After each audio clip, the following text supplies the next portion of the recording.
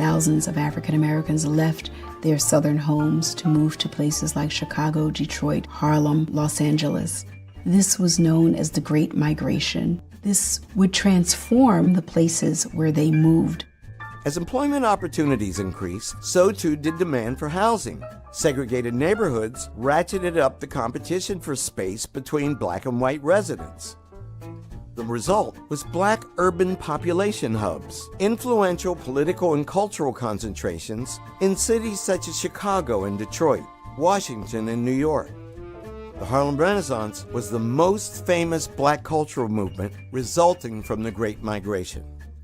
World War II spurred even more migration as black civilians left the South for industrial jobs created by the demands of war, filling vacancies created by men being drafted.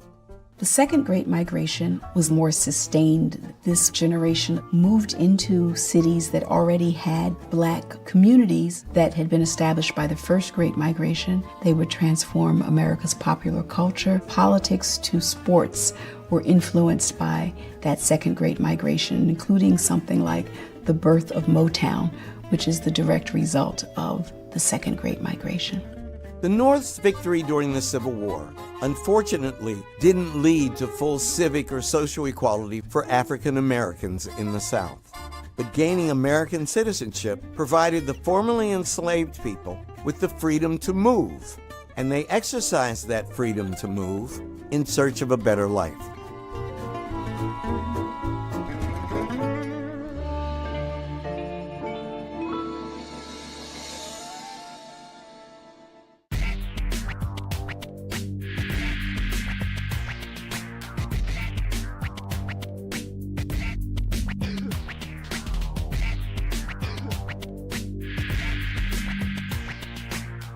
Start your day with Mornings with Vernon on WBQP, Monday through Friday from 6:30 to 9 a.m.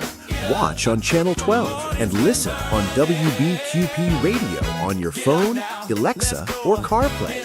WBQP is your information station.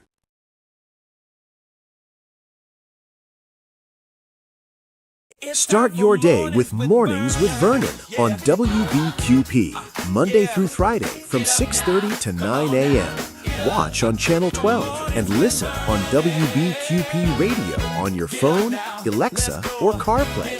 WBQP is your information station.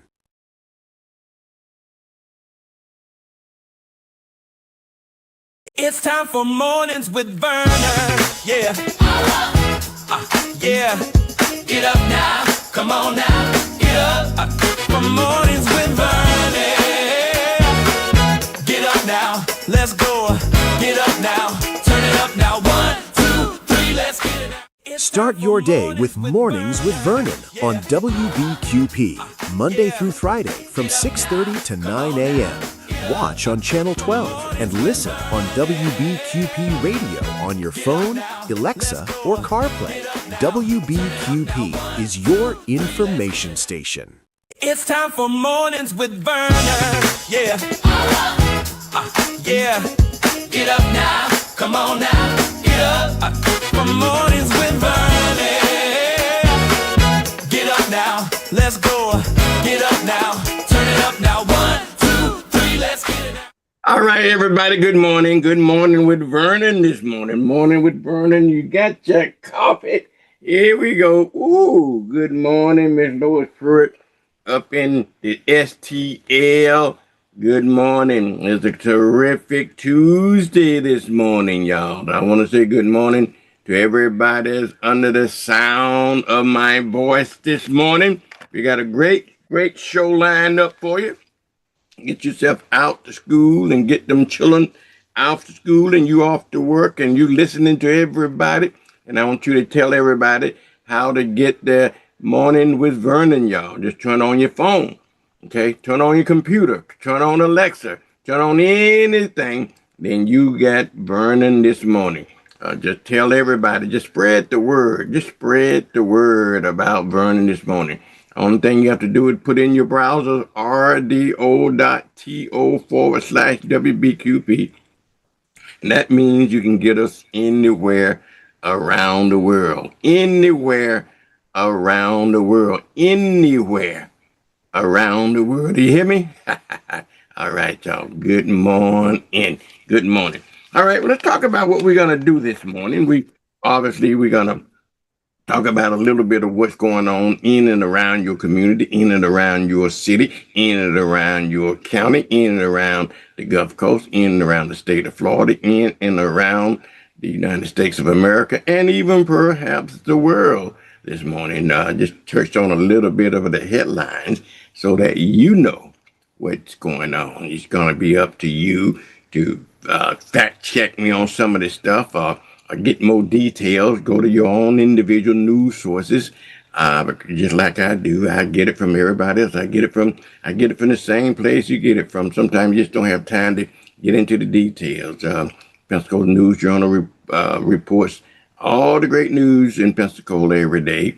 WER-TV News, Channel 5 News, Channel 10 News, Channel 15, all of the news sources, and original news sources, that you can get the details on this news. But I just want to follow up on some of the headlines.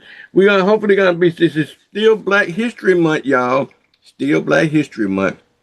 And we want to talk about some events in Black history so you can learn something in Black history, okay? So you can learn something in Black history throughout the month. Today is Tuesday. Jerry McIntosh will join me. He's my special guest in and around 8 o'clock time frame, okay? In around 8 o'clock time frame. But before Jerry comes on, we're going to be talking to Miss Shakita Payne.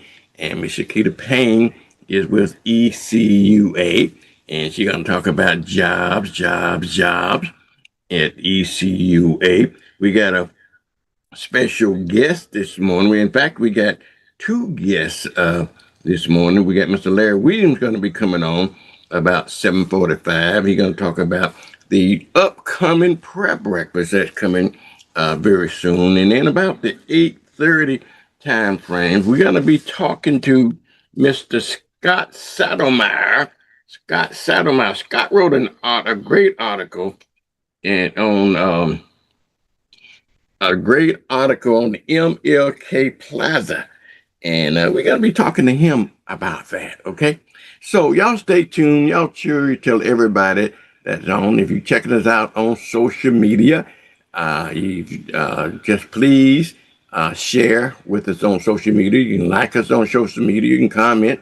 If you're looking at us on YouTube, please subscribe. Just like and subscribe on YouTube, if you will. I have everybody else to subscribe on YouTube. I want to say good morning again to Alan Young this morning. Good morning, Alan, and also Miss Lois Pruitt. How you doing this morning in the STL?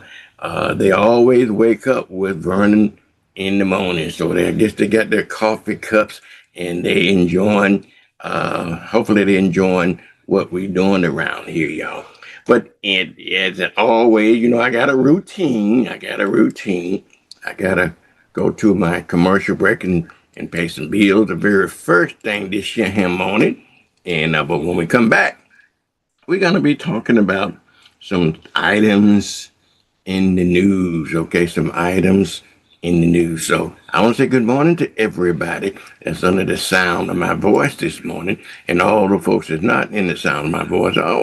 I want you to help me to tell everybody about Vernon in the morning. Yes, you got Vernon this morning, trying to continue the legacy of the great Robert Hill in the morning show. All right, y'all. I'll be right back. It's time for mornings with Vernon. Yeah. Yeah. Get up now. Come on now. Get up. For mornings with Vernon. Get up now. Let's go. Get up now. Turn it up now. 1, 2, 3. Let's get it now.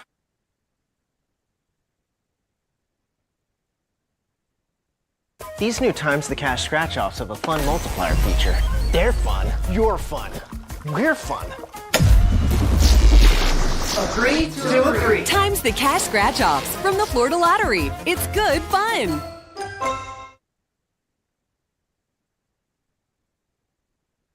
Looking for a moment of faith, hope, and connection? Join us for Prayer Perspectives by J.O. Gatson, live on WBQP TV and WBQP Radio. Every first Wednesday of the month from 9 to 10 p.m. Call in, share your prayer request, and receive prayer in real time. Mark your calendar starting February 4th. Prayer, Perspective, Power. Only on WBQP TV and WBQP Radio.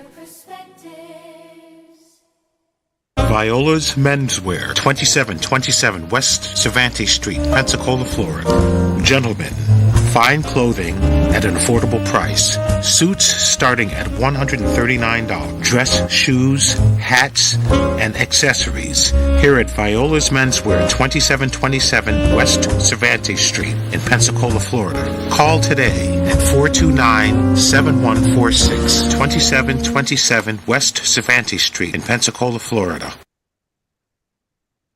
Navigating heart care can be challenging. Baptist makes it better with the latest treatments and innovations and the area's largest, most experienced heart team ready to create a care plan just for you. All when you need us most. Let Baptist make it better. Baptist Healthcare. Some mobile companies make it hard to get a good deal. But at Cox Mobile, we know there's a better way to save. A smarter way. That's why we run on the network with unbeatable 5G reliability without breaking the bank. You'll pay as low as $30 per line. It's a win-win. Cox Mobile, the smart way to mobile. Hi, I'm Bubba Peters with the Escambia County Property Appraiser, reminding you that March is the deadline to file for your homestead exemption, which reduces your property tax. You can file on our website or visit our office. You will need a valid Florida ID and Social Security numbers for each owner. Owners with disability and seniors over 65 may qualify for additional exemptions. Our friendly staff will be happy to assist you with filing for any additional exemptions that you may qualify for. If you have any questions, please call us at 434-2735 or visit our website at escpa.org.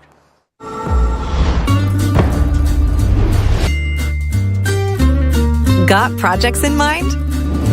A Pen Air home equity line gives you access to funds without the fees.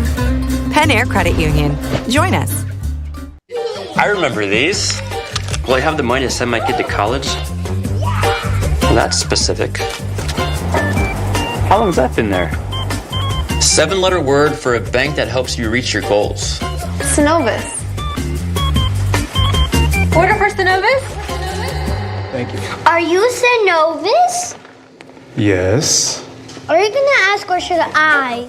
A solid financial future doesn't happen by chance. Let's talk about your potential today. Joe Morrison Son Funeral Home has been in business since 1913. Hi, I'm David Hawkins, the owner of Joe Morrison Son Funeral Home, saying we are a full-service funeral home. We offer pre-need funeral planning. We have a newly remodeled chapel and conference facility. Stop by and see us today. We have 9 vehicles, all waiting to service you. At Joe Morrison Son Funeral Home, we appreciate your stopping by. On behalf of all of our family here at Joe Morrison Son Funeral Home, thank you so much for allowing our family to serve you. This is Prayer Perspectives by J.O. Gatson on your WBQP.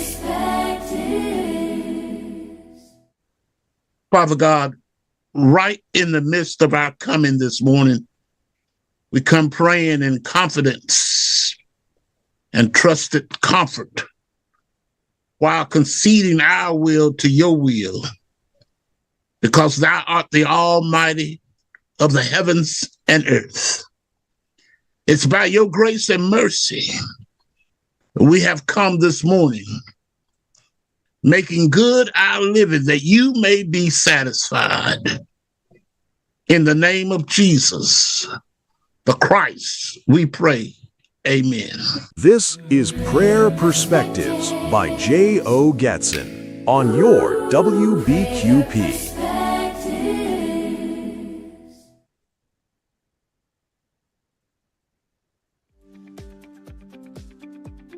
Happy Monday. Here's your WBQP weekly weather forecast. We're kicking things off with a stretch of mild, dry conditions. Monday looks pleasant with highs around 62 degrees and a cool morning low near 48. Tuesday warms up nicely with a high near 67 degrees and a low around 50. By Wednesday, temperatures climb into the low 70s with a high near 71 and a low of 56. Thursday brings our warmest day of the week so far, with highs reaching around 74 degrees and lows near 58. There's a 20% chance of rain, but many areas may stay dry. Friday cools slightly with a high near 70 degrees and a low around 49. Overall, it's a comfortable week ahead with warm temperatures and only isolated rain chances late in the week. This is Cheryl Mulrain with your WBQP weekly weather forecast. It's time for Mornings with Vernon. Yeah. Yeah. Get up now. Come on now. Get up. For Mornings with Vernon. Get up now. Let's go. Get up now. Turn it up now. 1, 2, 3. Let's get it now. All right, y'all. Good morning. Good morning. You get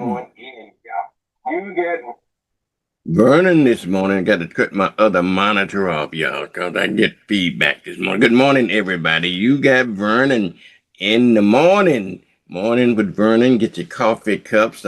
Tuesday morning, y'all. That's Miss Lois Pruitt. She always name my days of the week for me.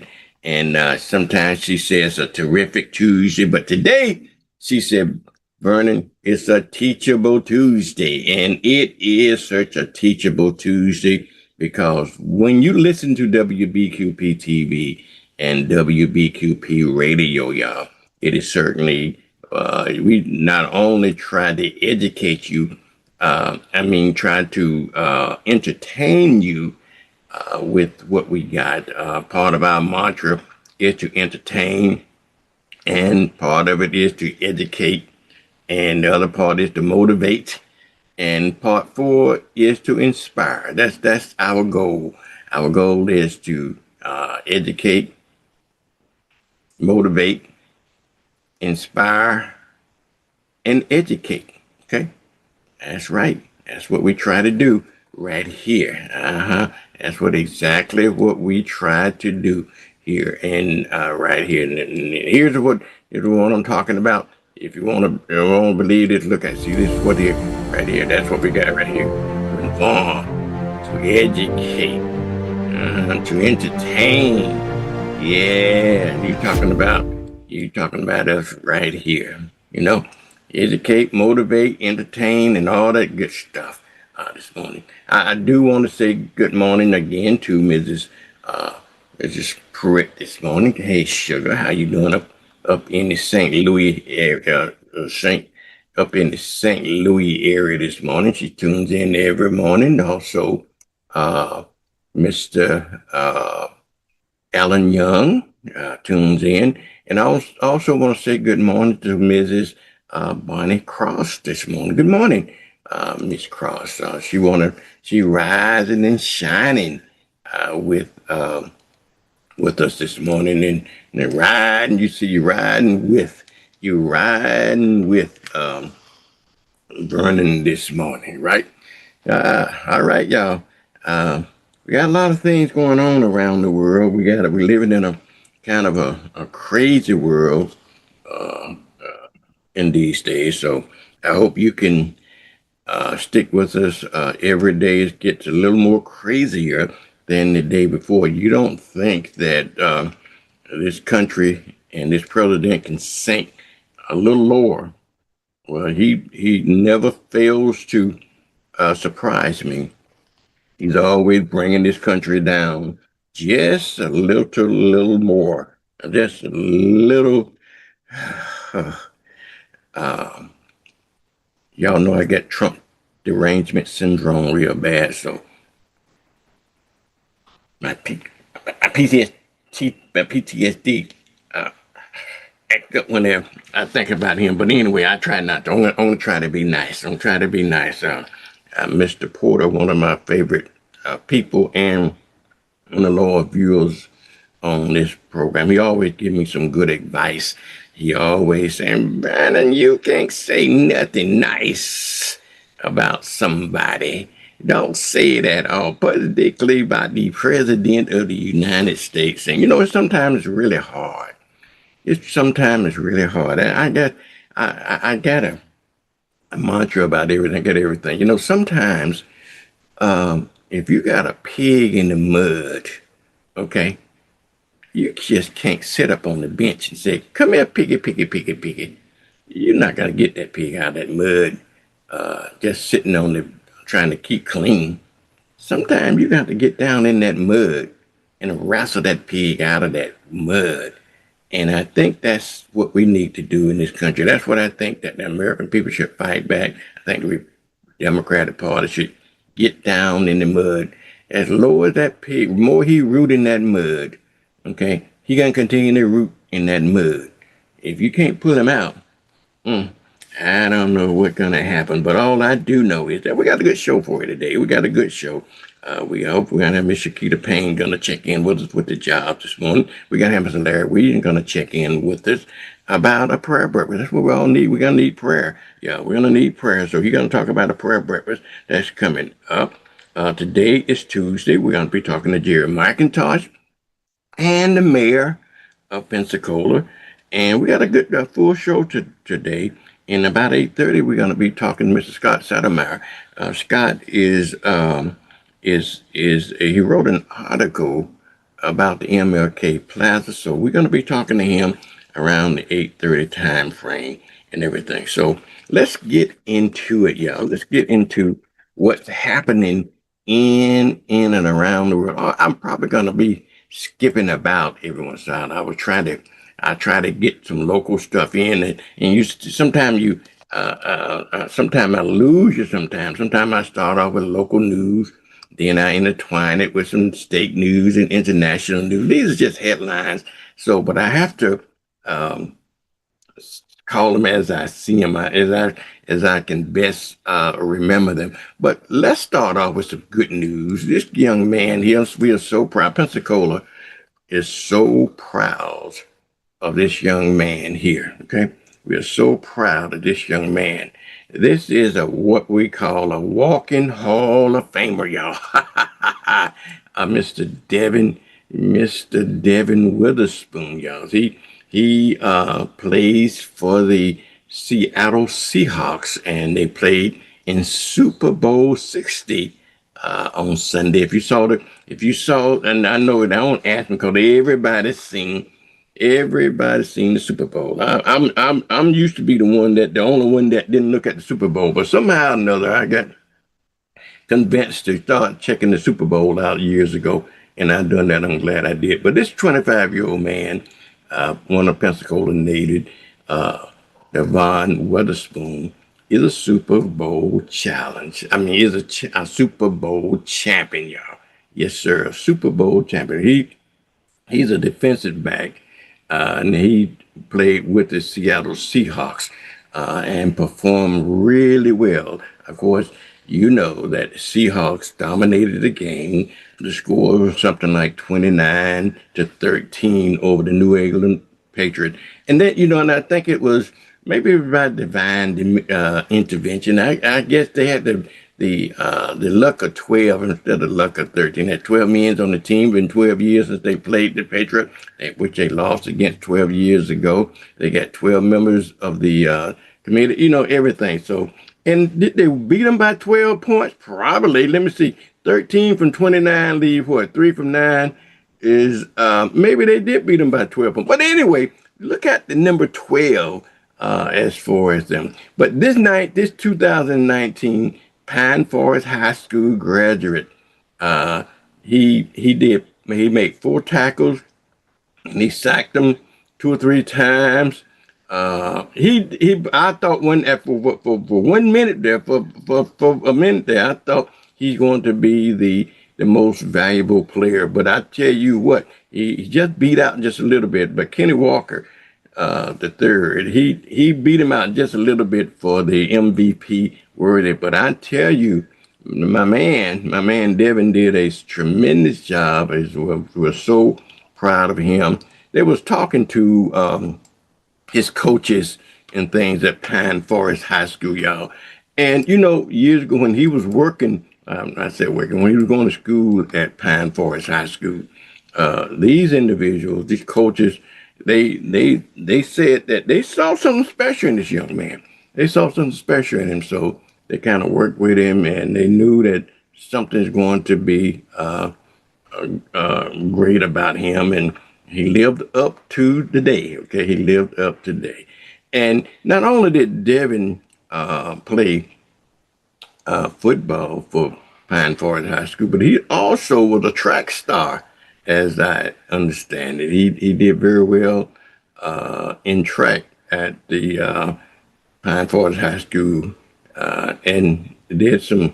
He set a relay record and in the state championship as well. So that tells me a lot about the potential of this young man. So I'm telling you, you are going to hear probably a lot more about this young man. He's just young,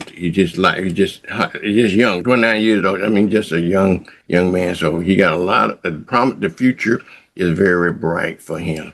All right. On a sadder note, y'all.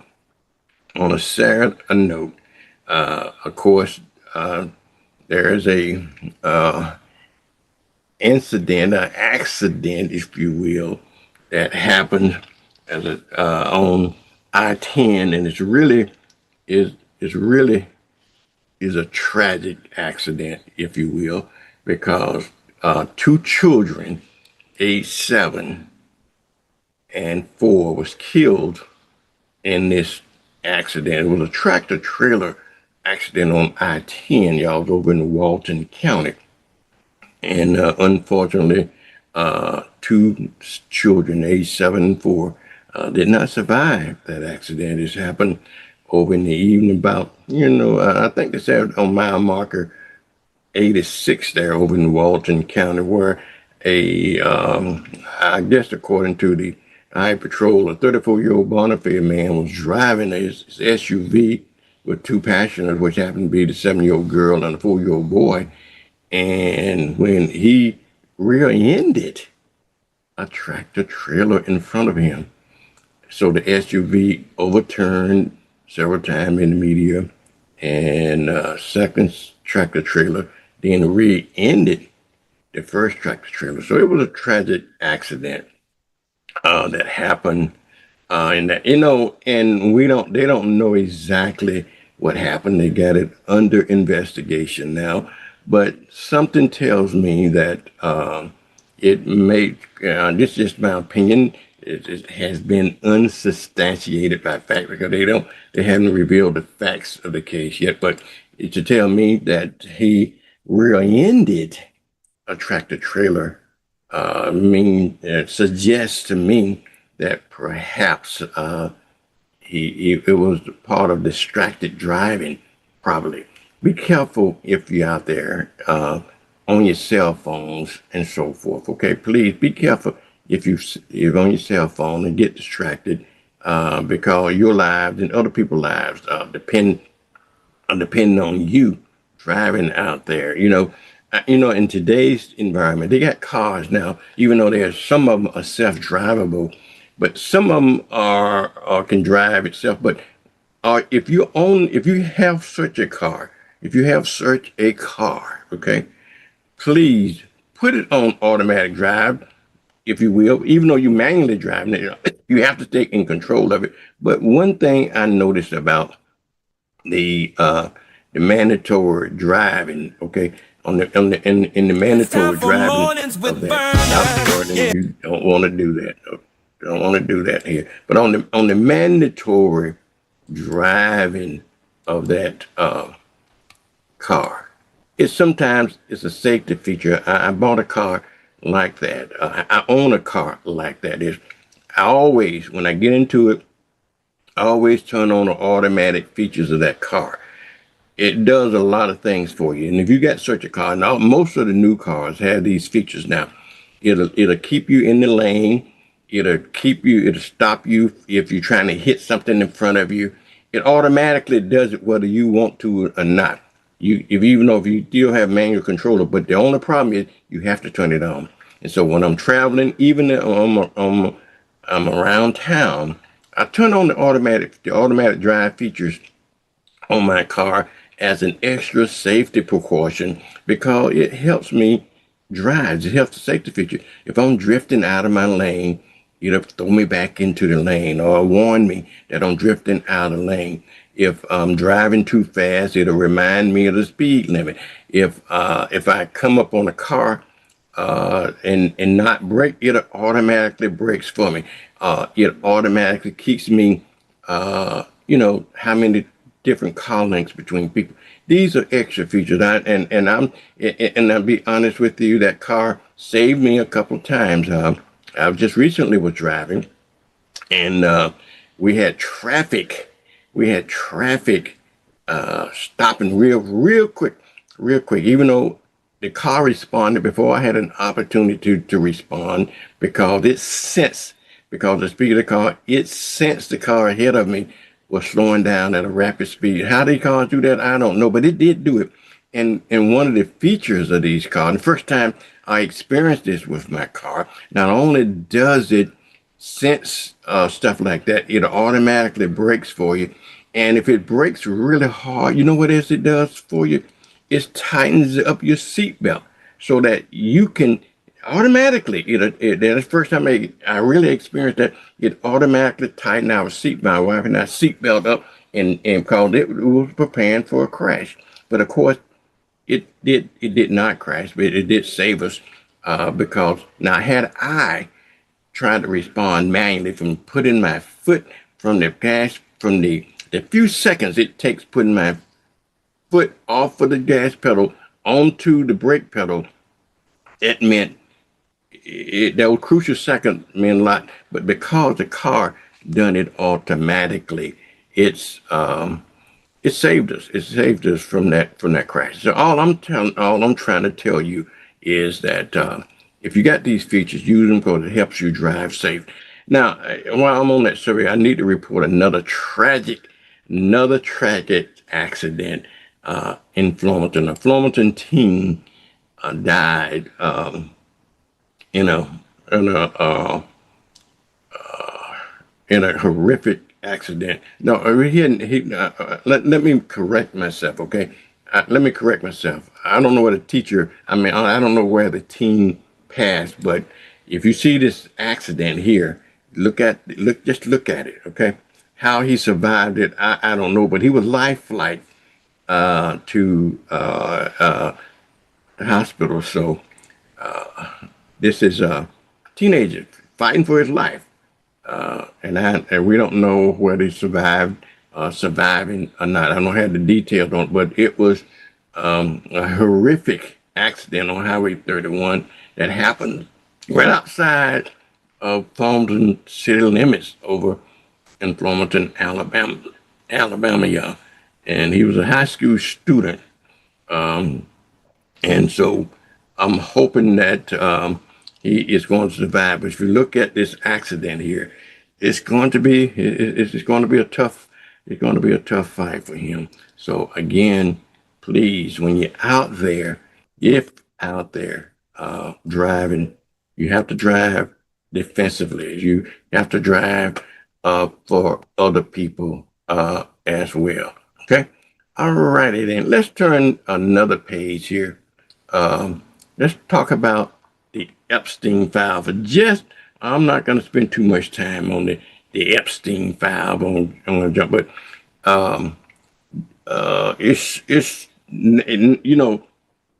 things are not looking good. Not looking good. They had this woman to try to test a lie yesterday. Ghislaine Maxwell should have been testifying among Congress, but you know what? She took the fifth. And now she is signaling to Trump that if you pardon me, I'll tell you the truth. And she threw him a dog whistle like, well, I don't think I'll lie. If you pardon me and give me clemency. What that clemency means, that anything I say can and will not be used against me. So in other words, she can go, if they agree to give her clemency, she can go and lie under oath. Okay. And so she's already signaled, well, Mr. President, if you give me clemency, I'll say that you and President Clinton didn't have nothing to do with it. Well, how do we know that? I hope they don't. But I bet you my money that that will happen that way. He would probably give her clemency as well as pardon her so he can clear his name. So you stay tuned. You stay tuned for that. And so once he give her clemency, she's gonna test a lie. Yeah, not testify. She's gonna test the lie. Okay, she's gonna test the lie and say that he didn't have anything to do with it, and she gonna get away scotch-free. He gonna get away scotch-free, and this Epstein file, I don't know, but we just stay tuned. I'm opinionating things here now. Okay, I just want to make that clear on some of this stuff. Some of it is not direct news. Some of it is news that I'm throwing my opinion on. I'm throwing my opinion on this story about the Epstein case. Officials around the world are losing their jobs. They're resigning. They're being fired from other countries because this man ran an international sex ring. Okay, but here in the United States, nobody has been held accountable for it. Ghislaine Maxwell is about the closest they can get, and she's in Club Fed. And what that means is just a recreational center that she's in. Okay, but anyway, we'll see what happened. All right, let's move on to some state news, if we will. This man here, he's suggesting that we should give. He's suggesting here that, and I agree with him. I agree with this.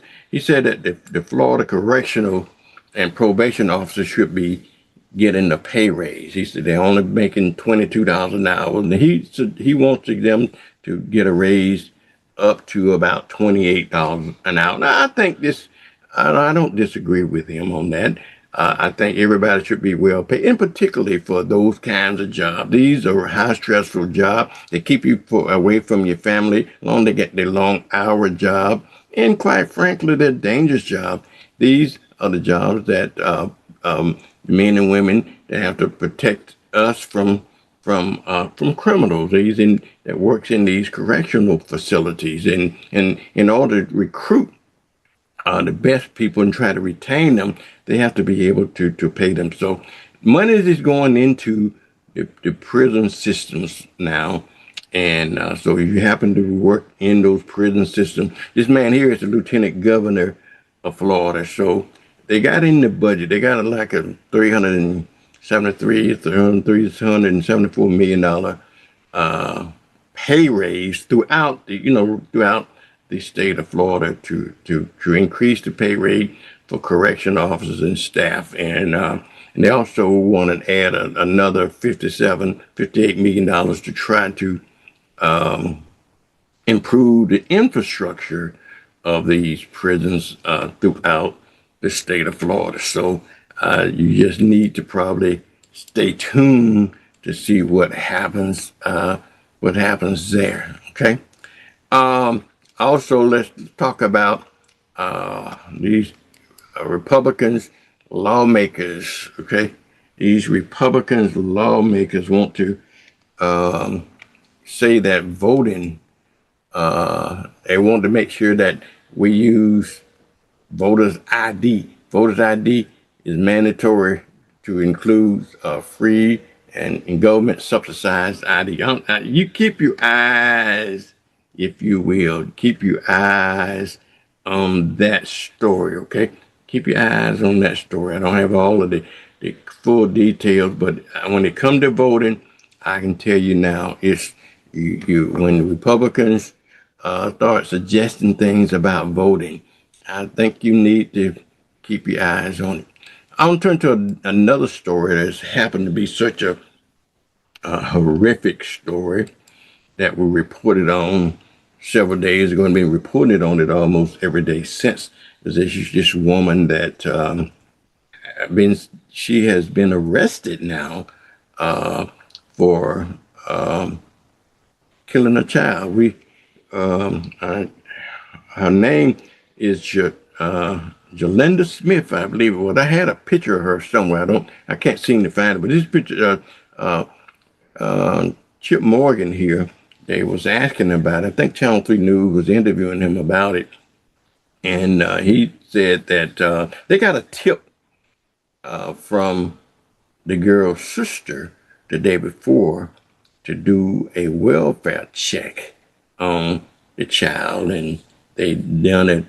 And then she called back to the office and said that she thinks something has happened to the child, and as a result of doing the welfare check, and they found the child in a plastic bag, 5-year-old child, dead off of Lillian Highway. And so they interviewed the mother. Now the mother, as I understand it, was the prime suspect, and now is allegedly have been charged with causing the death of her child. How they're not known yet how the child died. I'm sure that will come out pretty soon on how that will happen.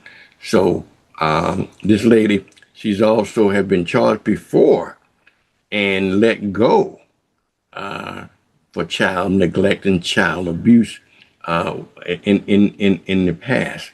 So now this is what happens as a result. Okay, we got to protect our children, y'all. We just got to protect our by Malcolm X said, by any means necessary. And that's what a parent do. That's what adults do. We need to protect children at all costs, okay? If you see anything, say something, okay? You see anything that look like abuse, you need to say something because the child, the child cannot protect themselves, okay? And don't because these are your friends and that you feel embarrassed or you didn't want to get involved, that is just not going to kick it anymore. All righty. What about this accident here? This is state news. The Florida Department of Law Enforcement is investigating a shooting where the officer-involved shooting down in the Miami area where officer killed a woman during a mental health call, okay? That certainly has been an issue, somewhat of an issue around the country when people have mental health episodes, end up dead at the hands of law enforcement officers. Quite a tragic situation. They're trying to cure some of that by having mental health professionals with the officers. I just don't understand the policy of shoot first, ask question later, and even less than that, I don't understand the policy of shoot to kill on people in certain situations. I certainly understand it when people shooting back, okay, or your life is in danger with dangerous criminals. Perhaps you have to shoot to kill in those situations. Is it necessary to shoot and kill in every situation when people having a mental breakdown, just like the gentleman up in Minnesota when you got 10 people on top of it? Do you have to shoot to kill them? Well, people trying to drive away in the car, obviously fleeing away from you. Do you have to shoot to kill people like that? You know who they are. You know their name. You know their license plate. You can get them anytime. Is it necessary to shoot to kill? I think we need to start reevaluating our policy on that. So, and not only they shoot to kill, but they shoot to empty their rounds. Not one shot to stop, to stop them. They're intending to shoot to kill, to stop, and empty their guns on an individual. Is it necessary? I say not. I say absolutely not. So that is, well, I get PTSD about that as well. Okay. All right. This is another story here that's, y'all, y'all help me understand this. Okay. Please help me understand this young man here. And I report on this almost every day, about some smart criminal, okay? Some smart criminal get stopped. You're gonna do the crime, rob a bank, selling drugs, running guns. I don't care. You tell me, you name me the crime, okay? You name me the crime. And a lot of them get caught on a basic traffic stop. Y'all help me understand that. And just like I said before, now yes, if you're willing to rob a bank, well, speeding will be nothing to you, right? Well, it should. If you're gonna be a crook, why don't you just at least obey the traffic law to help you get away? But good thing they don't, because if they did, maybe they would have gotten away. This young man here, it's the same thing. A traffic stop led to him being arrested on drug charges here in Escambia County. 21-year-old Pensacola man arrested on a traffic stop Sunday with the possession of drugs. And then if you're gonna, another thing too, which I do not understand too, is that number one, you don't have to give consent for the officers to search your car. They have to have a warrant to search your car. You can always tell them, no, you cannot search your car. Sometimes, if you're not suspicious looking, they'll let you go on, okay? But other times, if it's involved drugs, then they'll get the drug dog. When they call the drug dogs for you, then he alerts, then that gives them the right to search your car, because then they have probable cause to do that, okay? Then they have probable cause to do that. So, and also people that smoke marijuana, smoke drugs, and do this illegal vaping and stuff like that, they're nose blind, okay? They think that nobody can smell it, because they can't smell it. I can smell it a mile away, okay? Because I don't do that kind of stuff. I can smell it a mile away. And officers can smell it a mile away. That gives them probable cause to start questioning you, start getting the drug dogs out and everything. But bottom line is, if you're gonna be a crook, be a smart crook. Don't at least obey the traffic law. You're gonna have to obey some laws, but good thing you don't, because otherwise you would have got away with a lot of traffic stops, a lot of crimes been solved with a basic traffic stop, y'all. I'm just they say, I'm just saying, dog. I'm just saying. That's some more fun news here. Mardi Gras time, y'all. Mardi Gras is coming up here. So you know what that means. Mardi Gras means fun time. Mardi Gras means fun time, y'all. Yes, sir. Good time, fun time. Mardi Gras. So get ready. Get ready. February is Mardi Gras. Whether or not you are celebrating Mardi Gras here in Pensacola, Florida, or maybe you go to Mobile. I can remember my first Mardi Gras ever was in Mobile, Alabama as a child. I had a sister that lived in Mobile, so we went to Mobile to practice Mardi Gras. In honesty, if you look at the history of Mardi Gras, Mobile should have been the Mardi Gras town, okay, because it started practicing Mardi Gras way before New Orleans, even though New Orleans now is the king of Mardi Gras. And if you are going to Mardi Gras, if you're going to New Orleans on Mardi gras, you know, because that's such a fun time. Everybody's drinking and open, stuff like that. Why don't you consider, I think not just an advertising for Amtrak, but I'm advertising for safety here. Amtrak is running some special runs from Mobile to New Orleans. So maybe you want to consider taking the Amtrak instead of trying to drive to New Orleans for Mardi Gras and driving back, you know. Catch the train. And that's something I said I'm going to do too, because I never ridden a commercial train in my life. I ran underground trains like that when I'm in the city, but a real train, I never gotten on a real train. So maybe I'm gonna go to Mardi Gras on the train. So, but schedule, they running it schedule to go in the morning and come back that evening, or you might want to stay overnight. But anyway, Pensacola, but better yet, stay here in Pensacola, because every week we got something fun going on in Pensacola for the Mardi Gras, y'all. And then that's such a Mardi Gras is such a good festival time, and everybody enjoys Mardi Gras. All right, y'all. When we come back, I'm hoping they're going to be talking to Miss Shakita Payne. I missed her last week, and I Jolly Pies, for the folks that from Burntcorn, Alabama, know what Jolly Pies mean. But for all you sophisticated people, that's what Bluestown said. He don't apologize. He Jolly Pies. But for us sophisticated people, my apologies to you for last week, because we had little technical issues last week, and I didn't get a chance to get Shakita on. She had to get to work because she was on. But this time, we're going to make sure that she tell us what jobs are in ECUA. All right, y'all, I'm going to take a commercial break. When we come back, hopefully we're going to be talking to Shakita Payne about some jobs. And then after Shakita finished, we hopefully going to be talking to Mr. Larry Williams as well. And then Jerry McIntosh and the mayor is going to join us, as well as Mr. Scott Settlement. Okay? Y'all stay tuned. It's time for Mornings with Vernon. Yeah. Yeah. Get up now. Come on now. Get up. For Mornings with Vernon. Get up now. Let's go. Get up now.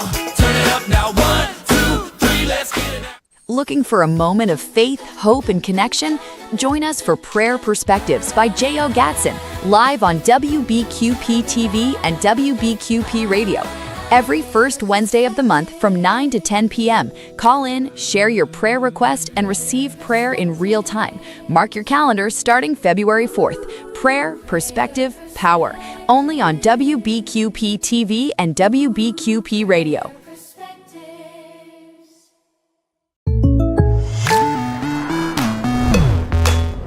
The State Farm Personal Price Plan helps you create an affordable price just for you. Call State Farm agent Arthur Searcy for your personal price plan today. I remember these. Will I have the money to send my kid to college? Well, that's specific. How long has that been there? 7-letter word for a bank that helps you reach your goals. Synovus. Order for Synovus? Thank you. Are you Synovus? Yes. Are you gonna ask or should I? A solid financial future doesn't happen by chance. Let's talk about your potential today. Navigating healthcare is hard. Baptist makes it better. With convenient locations, easy scheduling, and skilled, compassionate doctors. All when you need us most. The next time you need care, let Baptist make it better. Baptist Healthcare. Some mobile companies make it hard to get a good deal. But at Cox Mobile, we know there's a better way to save. A smarter way. That's why we run on the network with unbeatable 5G reliability without breaking the bank. You'll pay as low as $30 per line. It's a win-win. Cox Mobile, the smart way to mobile. Stash your money somewhere smarter. With 5.05% APY, Pen Air's high-yield checking puts your money to work and earning big. Pen Air Credit Union. Join us.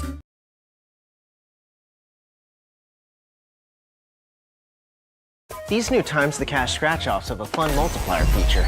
They're fun. You're fun. We're fun.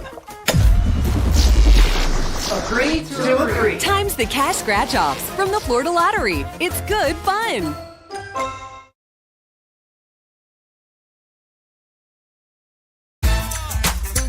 Day or night, your loved ones show up for you. At HCA Florida Healthcare, we do too. Because you're the center of our family, Florida's largest healthcare family.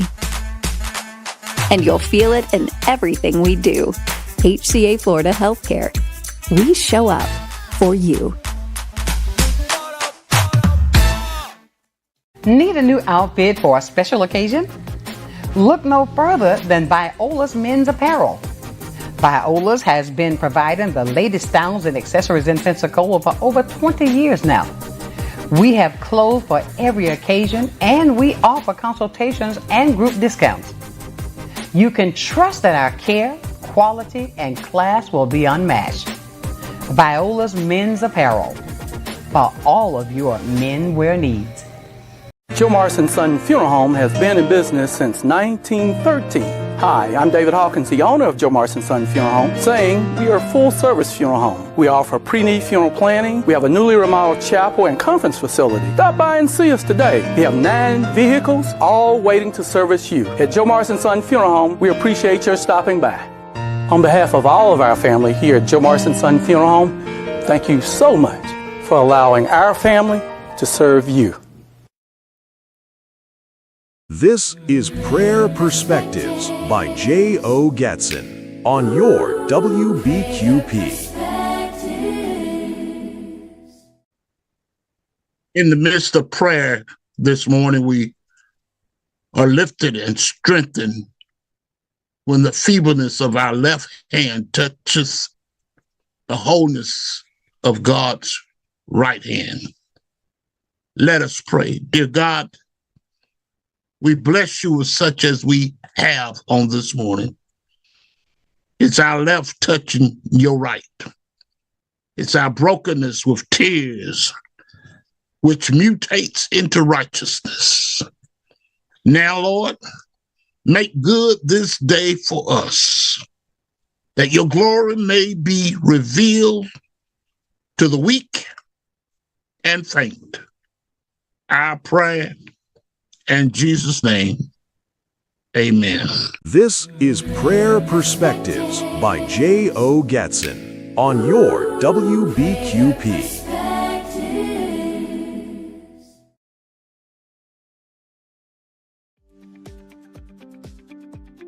Happy Monday. Here's your WBQP weekly weather forecast.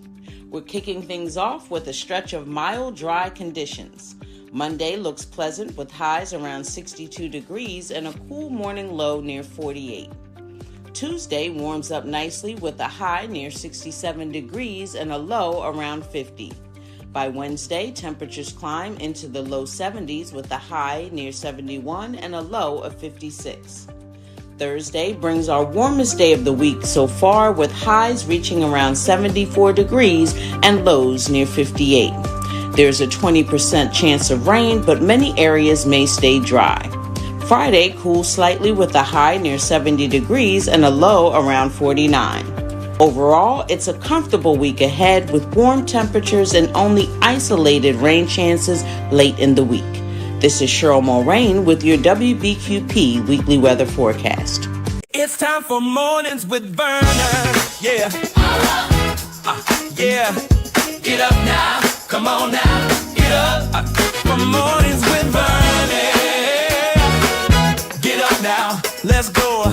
Get up now. All right, y'all. Good morning. Good morning. You got Morning with Vernon, y'all. Yes, sir. I want you to tell everybody about WBQP TV and WBQP Radio, y'all.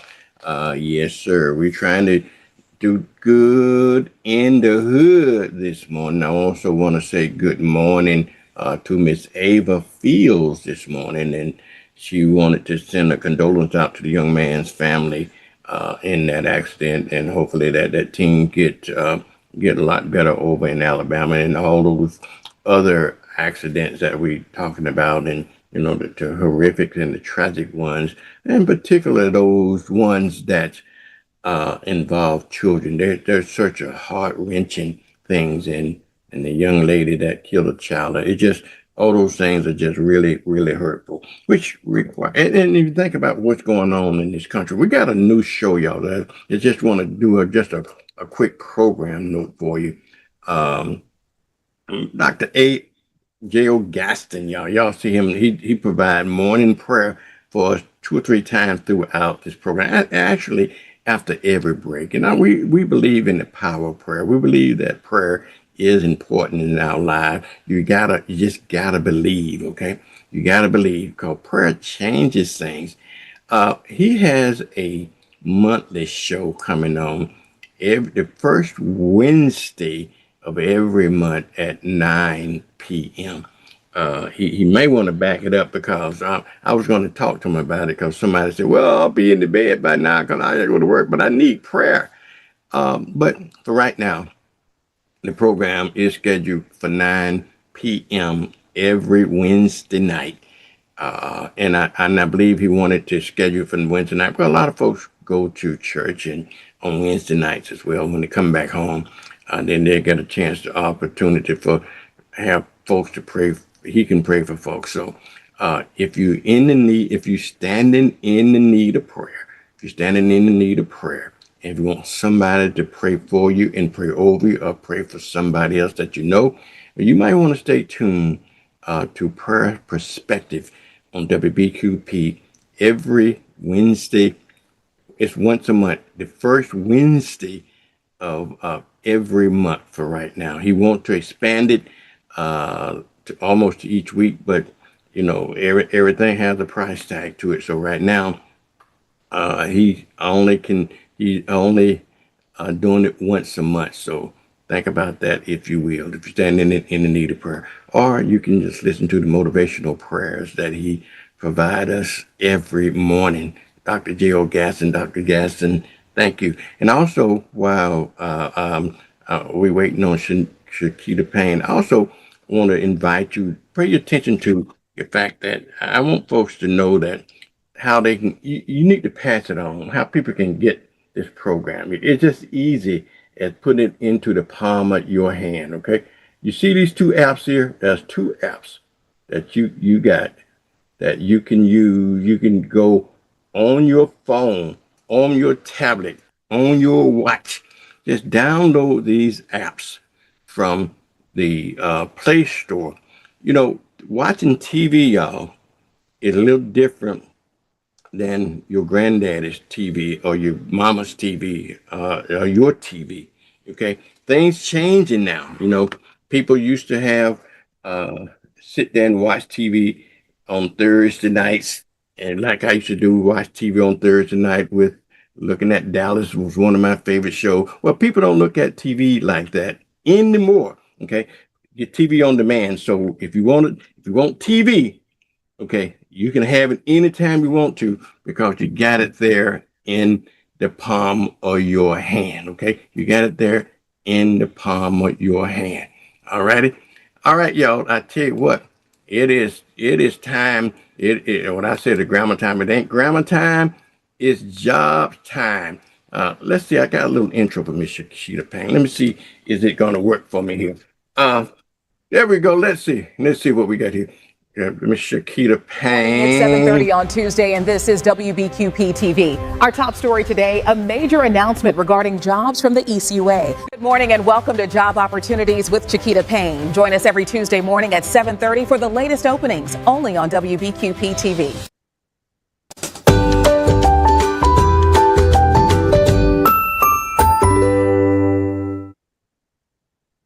And there she is, the bold and the beautiful Miss Shakita Payne. Good morning, sugar. How are you? I am doing well this morning. And look, I do want to apologize for last week. You was on, you were ready to go, and we had some technical issues, and we just couldn't get you on. And I apologize for that. Stuff happened. And like I tell folks all the time, Shakita, this is a live show, and anything's subject to happen when you're doing live TV. So I'm not gonna worry about it. Okay. Yeah, it's in the past.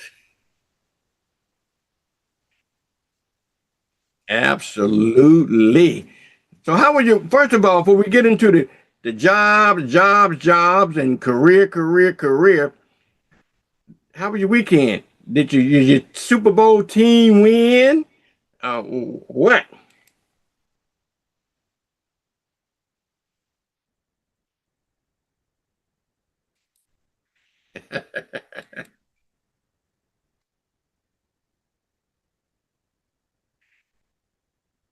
Yeah, same thing. I didn't have a dog in the fight, Shakita, but when they said We got a hometown boy on it because I don't know nothing about sports. So, but all I know, he was on it, and I usually, even when he wasn't on it, I'm always choosing the underdog anyway. So I don't care who it is. I never forget one time, Shakita, just trying to get off the subject one time.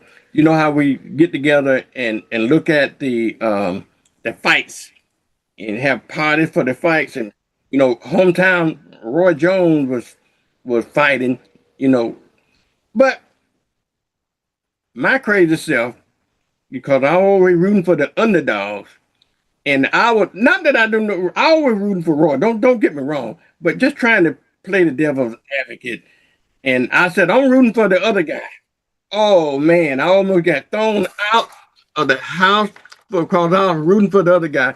And turned out Roy lost that fight too that night. I should have betted on it. And they look at me all crazy. But I'm not a sports fan except for boxing. Oh, one thing. Are you a boxing fan?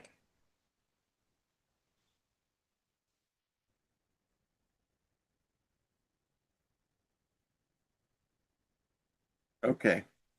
Okay. All right. Well, when Larry comes on, Larry Wheaton coming on it right after you at 7:45, and I know he must be a boxing fan, and I want to talk to him about the boxing that where the man knocked the man wig off. Did you hear that story about Big Baby? Yeah, that's something you got to see. He had a toupee on, and he was boxing the other, not knocking his toupee off. Hey, all righty then. Let me just go to jobs.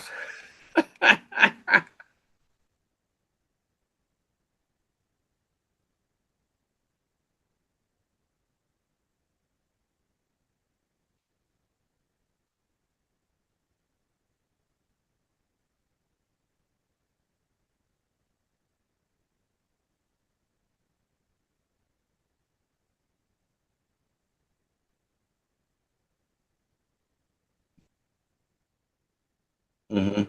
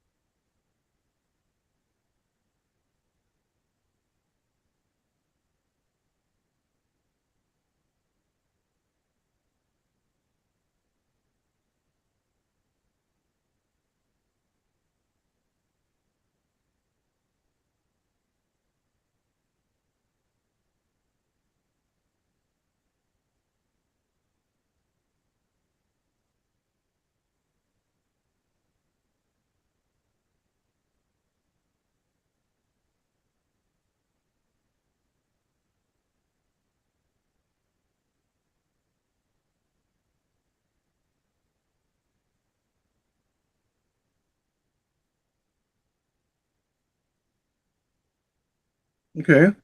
Very good. That we got it here up on that at ECUA jobs. Very good.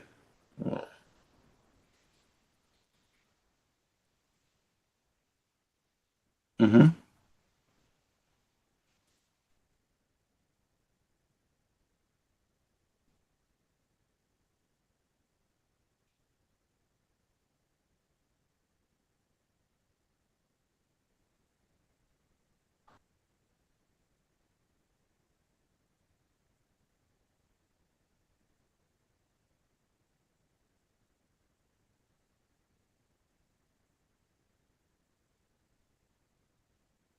Mm-hmm.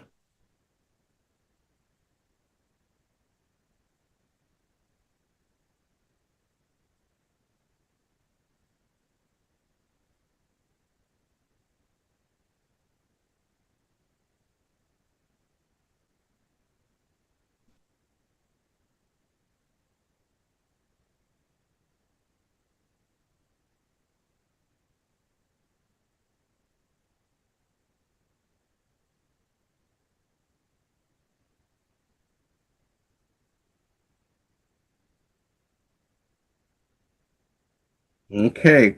Well, very good. These are great jobs. Now tell them about the benefits real quick. These are just not jobs. These are great jobs and career opportunities.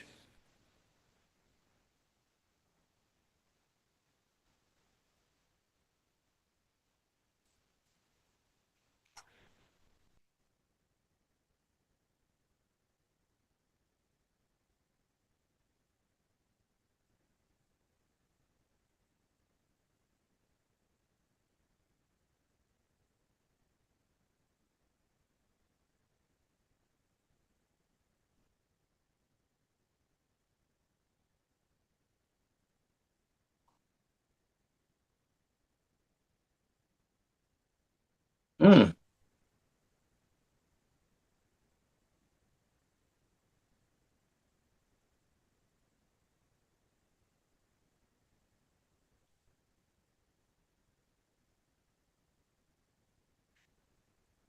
Benefits that we have for our employees to keep them encouraged, to keep them, being able to take care of themselves, take care of their families, and advance within the company. All right. Now, summarize again. You said the clerical job. I'm just before you go. So, folks sometimes didn't get it, so they'll know what's Sure. available. Sure. So for this position, again, it is the confidential assistant position. And the title, when you go to our page, it says confidential assistant M&C. The Mm-hmm. M&C is for maintenance and construction. That's the department that this position is in. And you would be the executive assistant to the director of this department. Okay. So pretty much you're just needing to have that clerical, administrative, office support type experience. We're looking for someone with at least 3 years of experience, an associate's degree, or any combination of education, training, and experience. So even if you do not have that associate's degree, having some experience and a high school diploma or a GED will qualify you for this position. So definitely be sure to fill out the application. You can attach a resume to the application, but you will need to fill out the application as well. And again, just take a look at the functions of the position. If you are something that you're interested in, definitely put your application in. Now, the reason I want you to recap that because you don't have very many of those administrative jobs that come up, and so folks, I want Right, you which to is the not reason miss why I out on that wanted to really. opportunity. Right. And that's the reason why I really wanted to put emphasis on this position more than any others that we have, because whenever we do have a clerical position to come open, they go very quickly. We have several Right. people to apply for the positions, and I want everyone to have that opportunity to know what we have out there. Go ahead and apply because, of course, once you get your foot in the door, the sky's the limit. You can go from being a confidential assistant to the executive assistant to our director and any other positions that we have open in the company. So definitely take a look at this position. If you're interested, I would love to see your application. All right. When is the closing date again? It closes on Wednesday, February 18th, next February Wednesday. 18th. Yes. All right. Go to the website, folks. Give them the website again. www.ecua.florida.gov. You will click on careers, our career tabs, then click on current opportunities, and this will be the very first position that you see, confidential assistant. Now, if they have questions, who can they call? They can call me, my number 850-969-3370. I also have a coworker, Edric McKnight, who's also a recruiter for ECUA, and he will be able to answer the calls as well. That is both of our numbers, 850-969-3370. All right, Shakita. Thank you so much. Kashida is on every Tuesday at 7:30 when the creek doesn't rise, like a technical issue or something like that, or she out of town in Vegas or something like that. But other than that, if you want to know about jobs, no. If you want a career, yes, stay tuned. Every Tuesday, you'll find a career with the ECUA. Great job with Thank you. benefits. Yes. Jobs with benefits. Jobs with benefits. Yes, indeed. All right. Shakita, thank you. We appreciate Sure, you. thank you. Thank you All so right. much. Bye-bye. All right, y'all. Miss Shakita Payne. Here we go.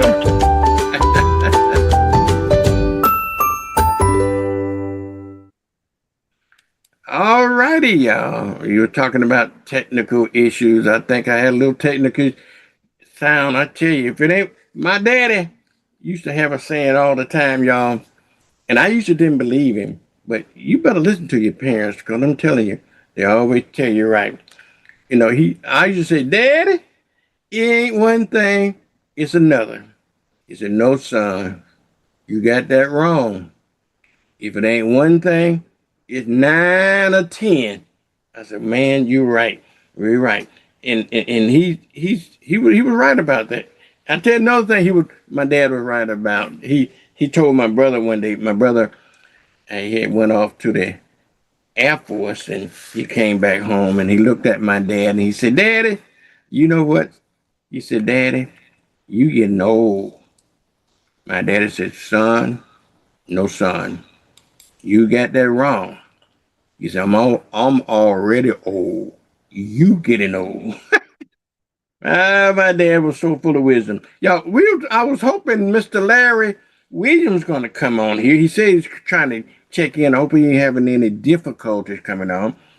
He was going to talk to us about a prayer breakfast coming on. But that gives me an opportunity to go ahead and take my next commercial break anyway, because at 8 o'clock, y'all, we're going to have my guest host is Mr. Jerry McIntosh, and also the mayor is coming on at 8, and then at 8:30 we got another special guest on. And so I'm going to go ahead and do a commercial break where I can, so I'll make sure that I get all my breaks in. All right, y'all, tell everybody Vernon this morning. Vernon is on. Okay, stay tuned. It's time for Mornings with Vernon. Yeah. Yeah. Get up now. Come on now. Get up. For Mornings with Vernon. Get up now. Let's go. Get up now. Turn it up now. 1, 2, 3. Let's get it now. Looking for a moment of faith, hope, and connection? Join us for Prayer Perspectives by J.O. Gatson, live on WBQP TV and WBQP Radio. Every first Wednesday of the month from 9 to 10 p.m. Call in, share your prayer request, and receive prayer in real time. Mark your calendar starting February 4th. Prayer, Perspective, Power. Only on WBQP TV and WBQP Radio.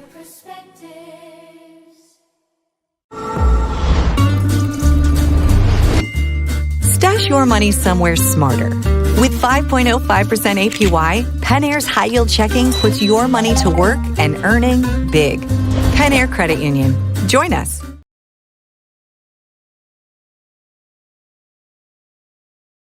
These new Times the Cash scratch-offs have a fun multiplier feature. They're fun. You're fun. We're fun. Agree to agree. Times the cash scratch-offs from the Florida Lottery. It's good fun.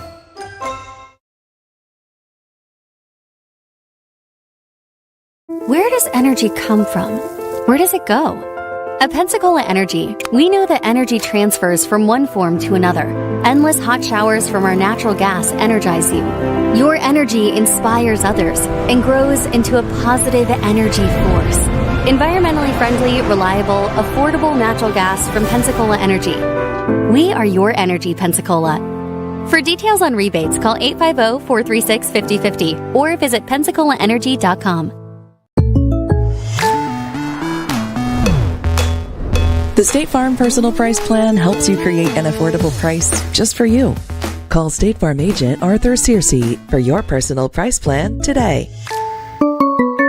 Reign in the new year with a dazzling smile. Dr. Paul and the team at Marcus E. Paul DMD Gentle Family and Cosmetic Dentistry offer expert and comfortable dental care. From tooth replacement to addressing various needs, their friendly staff is ready to assist. Visit their office or call for the care you deserve. Achieve a beautiful smile with Marcus E. Paul DMD Gentle Family and Cosmetic. Viola's Menswear, 2727 West Cervantes Street, Pensacola, Florida. Gentlemen, Fine clothing at an affordable price. Suits starting at $139. Dress, shoes, hats, and accessories. Here at Viola's Menswear, 2727 West Cervantes Street in Pensacola, Florida. Call today at 429-7146. 2727 West Cervantes Street in Pensacola, Florida.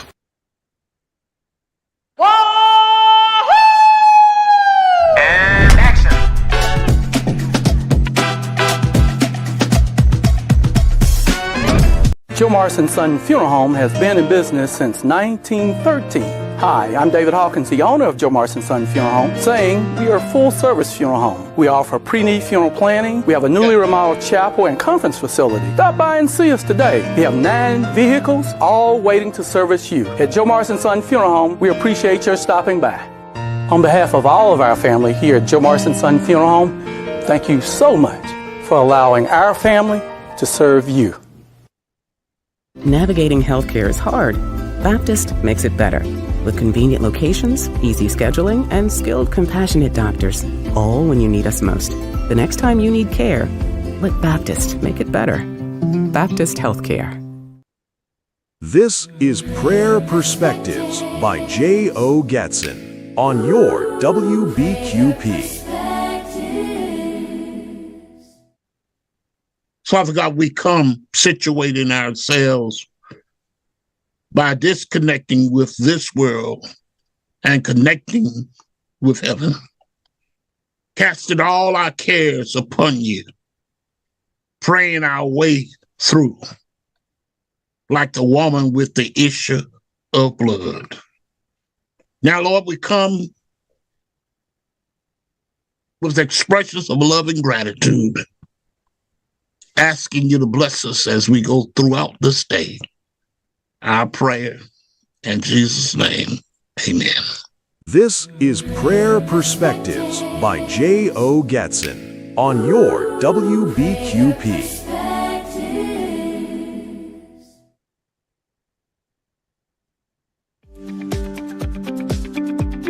Happy Monday. Here's your WBQP weekly weather forecast. We're kicking things off with a stretch of mild, dry conditions. Monday looks pleasant with highs around 62 degrees and a cool morning low near 48. Tuesday warms up nicely with a high near 67 degrees and a low around 50. By Wednesday, temperatures climb into the low 70s with a high near 71 and a low of 56. Thursday brings our warmest day of the week so far with highs reaching around 74 degrees and lows near 58. There's a 20% chance of rain, but many areas may stay dry. Friday cools slightly with a high near 70 degrees and a low around 49. Overall, it's a comfortable week ahead with warm temperatures and only isolated rain chances late in the week. This is Cheryl Mulrain with your WBQP weekly weather forecast. It's time for Mornings with Vernon. Yeah. Yeah. Get up now. Come on now. Get up. For Mornings with Vernon. Get up now. All right, let's go. Get up now. Turn it up now. 1, 2, 3. Let's get it. All right, y'all. If you don't like the weather, blame Cheryl. You know what they say about the weather, man. If you don't believe them, but anyhow, Larry, I got Larry Williams with me this morning. Good morning, Larry. What they say about the weatherman? How you know when the weatherman lying? And since we don't have a weatherman, so we know I was angry. We got a weatherwoman. But how you know when the weatherman's lying? It changes. Yeah. Well, I would say just watch his lip move. No, but that's one thing I learned about Pensacola, Larry. What's if you that? don't like the weather, yes. Wait a few minutes, it'll change. It'll change. That's right. Good morning, Larry. Good morning. How you doing this morning? Good morning. I like to, you know what? Of all of my guests, you're one of the very few that got the right lighting and the right mic. Your lighting is excellent. So you must be a video man in your life. I've been trying to pay attention to you when I see you out and about there, WBQP. I've been watching. I've been observing. Okay, well maybe you learning what we say. You learn and listen with WBQP. That's I was right. I'm looking at your head there, Larry. I was going to ask. I told Shakita a while ago about the. Are you a boxing fan? I am a a classic boxer fan. I'm not. I don't know the fighters these days. Okay, well you missed the fight the other day about Big Baby. You heard that fight that he had his toupee on, and then his opponent knocked his toupee off. Big Baby? Yeah, Big Baby. Yeah, his name Big Baby. No, I didn't see it. You didn't see that? It's funny. It is actually funny. You got to go see the clips of it. It sounds funny. It sounds funny, right? I knocked your toupee off, man. Man, his toupee was flapping. It didn't completely off. It just knocked it up, and it was flipping like a Muppet talking. You know how you know. It was funny. Like wow. Every time he hit him, that toupee flopped up like that. Too much to worry about in the ring right now, buddy. Okay. Well, let's get to the business at hand, if you will. I understand that you got a prayer breakfast going on. Talk to us about why you're on this morning. Well, good morning, Vernon, and thank you so very much for the opportunity just to reach the listening audience and the viewing audience about our 4th annual community prayer breakfast, which will be coming up on the 21st of February at the Pensacola Improv. It is going to be, quite honestly, the best that we can present. And thus far, in years past, we've sold out. This year, we hope to sell out again. And we're going to present delicious breakfast, some dynamic, some fun entertainment, inspiring entertainment even, and then some speakers who are going to be visionary and issue some community awards and bid you good day, good year. Okay, what's the origin of this prayer breakfast? Well, the origin is 4 years ago, after I was elected to office. I wanted to do something that would bring the community together and have a conversation, quite honestly, about how we can look at the year ahead from a community perspective and do this on an annual basis with the hopes of working towards some common goals and coming back next year with some new inspiration. Okay. Well, obviously it worked out pretty good for you, didn't it? So far, so good. It's a challenge, but we love a challenge. Yeah, well, very good. Very good. Now, how does one get tickets to it, and if you want to attend, and tell us to find out when, where, and how, and all that good stuff. Okay. Well, yeah, again, we say it's going to be on the 21st of February at the Pensacola Improv, and it starts at 9 a.m. Tickets can be purchased at the Original Kings Barbershop in the Town and Country Plaza, the old Town and Country Plaza. Deacon Eddie Snell has tickets, so you can contact Deacon Eddie Snell, or you can contact me. I have tickets at area code 850-292-7139, and you can get your tickets there. 9 o'clock that morning, and we will be done by 12 noon. That's sure. Hopefully 11:30. All right. What's on the agenda? Oh, the agenda is live. It's action packed. That's one thing about our community prayer breakfast. We go from one good event to the next. We're going to start with prayer. We're going to serve breakfast. We're going to then commence with the Negro National Anthem. We're going to have a young person from Dixon School of the Arts and Sciences going to do a live in-character presentation, and then we're going to have a live in-person in-character presentation by Chadoris Girl, and then we're going to have, I almost forgot, we have live entertainment, music. We're going to be entertained during the breakfast time by the Spiritual Persuaders, quite honestly. So we're going to have live entertainment throughout the morning, and then we're going to have our visionary speakers going to come up after that. 3 to 5 minutes, 5 to 10 minutes, and then one more is going to be 10 to 15 minutes in our keynote. And finally, we will then issue some awards: leadership, annual award for leadership, lifetime award for life of service, and we're going to issue a couple legacy awards, those who are organizations who will outlive, whose work will outlive them, and we want to honor their legacy that they're living in Pensacola. Okay. Who the keynote speaker this year? The keynote speaker is a gentleman by the name of Darian Horton out of North Carolina, a young, inspiring preacher who actually has a couple of churches. Kind of reminds me of in the Pensacola area, the old Reverend Causey. You know, he used to have to go from church to church on Sunday. So he's a young, dynamic preacher who willingly, when asked, said he would do it. And so we're looking forward to him coming to break a bread of life with us. The verse, a scripture, a theme this year is going to be coming from the Acts 12th chapter, the 5th verse. So it's everything's lined up very nicely. We just need to see the beautiful people, about 40% more, fill out those seats, and we will be ready to get started. All right. You did tell them where it's going to be at, right? Maybe I didn't. Yes, sir. Pensacola Improv, 375 North Pace Boulevard at Doug Baldwin's location. So yes, and it should be the weather, as we just saw. The weather should be great.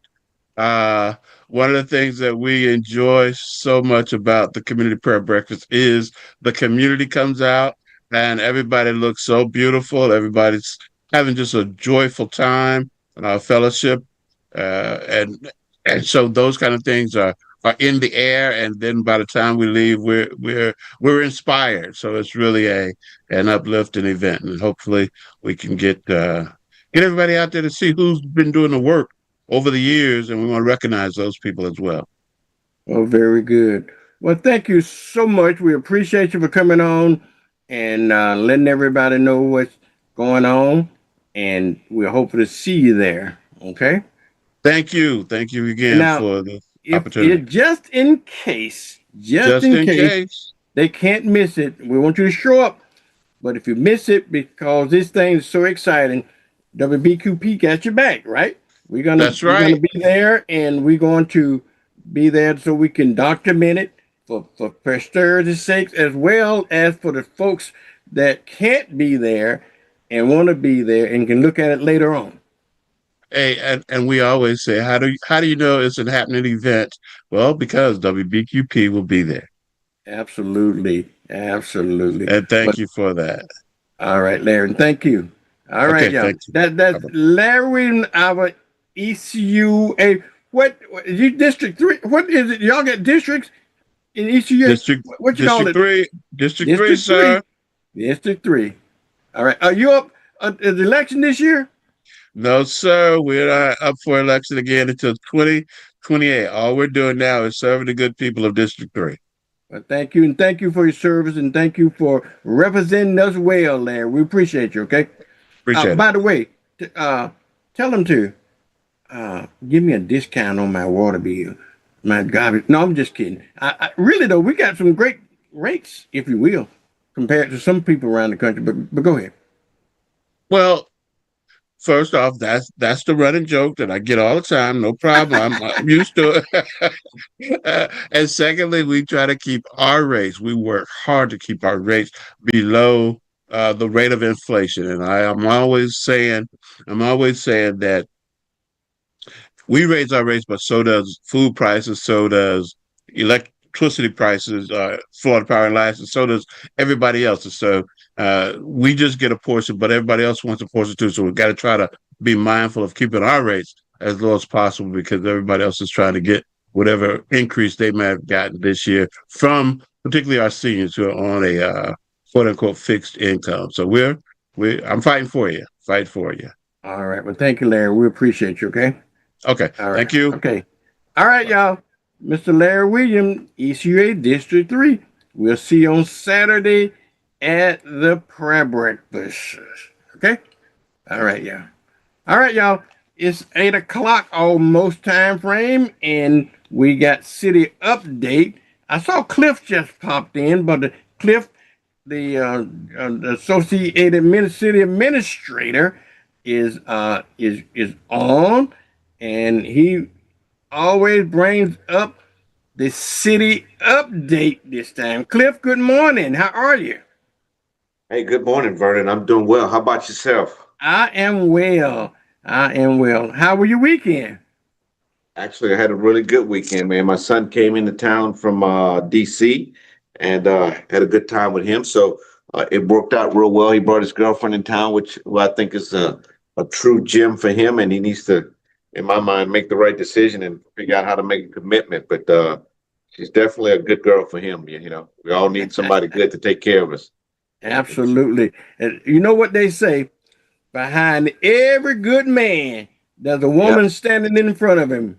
There's no doubt about it, man. There's no doubt about it.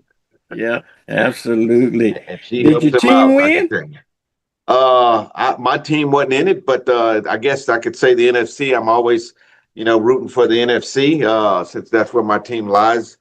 But yeah, it was good to see Seattle pull this off and didn't surprise many people. I mean, I think their defense throughout the year has been phenomenal and lights out, and they came through and they came prepared and they did what they needed to do to win the Super Bowl. What's your favorite team? Cowboys. I'm from Texas. Cowboys, the Dallas Cowboys? Dallas Cowboys, born and raised, I think the mayor's team is New Orleans Saints, isn't it? I think you're right about that. I think he went to a Saints game, as a matter of fact. So yeah. See, I don't have a team, but I adopted the New Orleans Saints because of I like the paraphernalia. Just the proximity to Pensacola, right? Yeah. Yeah. Well, what's going on in the city?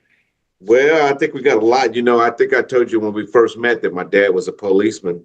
And so I'm sure you've seen the most recent selection of Chief Winstrom for the chief of police. But we got other stuff that we're thinking about right now. And the biggest thing is, as we look at across the city and looking from 2023 up until right now, the crime rate continued its decline. And just some quick updates, right? So 2025, violent crime dropped 16% and property crime dropped 17%.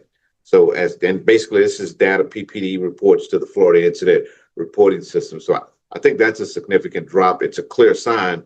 And then when you think about overall crime rate, basically went from 17% from 2024, following a 14% decline the year before, which was in 2023. When you take this all together, right, this is a consistent drop, roughly a 30% reduction in overall crime since 2023. In my mind, I mean, I look nationally across small cities, it's very far few in between to find cities that have that significant drop, and then a sustained drop across the 3-year period. Well, yeah, 3-year period. The other thing that, I think we used to look at a lot and what people would worry about, you got vehicle burglaries, we got residential and commercial burglary thefts. They're all been lower since 2023. And then I think during that period, we had 4 homicides, four homicides in 2025, which is basically consistent with the prior years, while attempted homicides and sexual assaults, robbery, and aggravated, assaults basically declined throughout that period. So it's good stuff. I think my dad would definitely love to hear something like this here as a policeman, and he's, obviously no longer with us. The other thing that we have been taking a hard look at is parks around the city, and trying to make sure we find what I would call parity, right? And that's just want to make sure that whatever hours we got, at least there's somewhat uniformity across the board, and it all makes sense too, right? So we basically completed a complete citywide review of parks to create what we consider to be consistency and clarity. So for most park, hours will now be from sunrise to sunset, except for permitted events and organized sporting events. Now, but we will have 5 parks that will remain open till 10 o'clock. That's going to be Admiral Mason's Park, Community Maritime Park, MLK Plaza, Plaza Ferdinand, and then I think the final one is the Veterans Memorial Park. Yeah, I think it's Veterans Memorial Park. New signage will go up next week, starting with Ferdinand Plaza and then MLK. Let's see what else we got going on here. I'm not sure if you're tracking, but FDOT basically along Scenic Highway, they've been working on this big project, and so they just recently requested an easement to repair and replace, outfalls along the bluff. And the biggest thing about this is, you got the trees or you got the road, right? And that's the trade-off. So obviously, FDOT is making the right decision. We want to make sure the road is right, and then where we can minimize risk on trees, we definitely, at least obviously FDOT will do it. But this work is necessary to protect the stability of the road. And we think that's about safety for the people. And I'm pretty sure we agree with FDOT on that one. I want to say at least maybe my third time we're talking to you, I'd mentioned the airport and sort of some of the big things that were going on. But right now, it's actually getting ready to start. The east-west runway will be temporarily closed. And this is for that $21 million rehab project that will last about 10 months. It's a big project. This is going to open up more gates for us, more throughput, more airlines coming in. So this will be good. Now, obviously, there's some trade-offs. There's always trade-offs. Drivers will see increased truck traffic. So if you're planning to go to the airport, obviously you want to plan a little bit earlier. Make sure you decide to go at least 15 minutes earlier than normal because you're going to have a lot of traffic in that area. And this project I think it's largely funded through grant. It's about $19 million from FAA and about $1 million from FDOT, which, it's a good match to get this project done for the people of Pensacola, to bring in tourism and to support us. And then there's a related $3 million stormwater project that is happening at the same time, which is also supported in part by Florida DEP. So obviously essential maintenance to keep the airport operating safely and reliable. I'm sure all of us use that airport at some point or another. And I know for a fact, I think you and I talked about it, people from Alabama would prefer to come through Pensacola because of the options we provide. Here's an interesting one for you that's going on. We got this house. It's a Forney Hills house, at least in the Forney Hills area. And private owner purchased the property. And basically, private owner has a desire to sort of demolish the property and build something new. Well, this is sort of one of those historic demolitions. I think this home was built in the early 1900s, but it's at 1882 East Lakeview Avenue. And it's basically known as the Forney Hills property. For the city, now we obviously recognize the historic significance, and we truly understand because we've been getting a lot of emails and phone calls about the house, and we truly understand the community's concern. But the key to this is this goes through an architectural review board, which will happen February 19th, February 12th, which is in 2 days. It'll go basically on public record that this is happening. And then, the key for us is under Florida law, the ARB, basically, the max we can delay this is about 60 days, but we can't prevent it under law. So once obviously the legal requirements are met, when you think about this, there's nothing, at least from what we've read, that the mayor nor city council can do to stop this. This is private property basically at this point. And then... well, that's a good point. Explain it so folks can understand, what the city can and cannot do, because I'm sure there was a lot of questions going to be about it. Yeah. Well, yeah, and I mean, we had several discussions. I mean, and obviously, I think sometimes the approach is we take the condescending approach. What can we do? Basically, well, we can basically now legislate how everybody deals with their own property. That's obviously not something people want. So you kind of work through the rubrics, and then you find that happy medium, and then at least add some clarity so people can really understand. Hey, by law, there's really not much we can do. And then my last one, which is I think the favorite one for me, is that we have been spending an enormous amount of time updating our land development code. Now, this code hasn't been updated since 1947.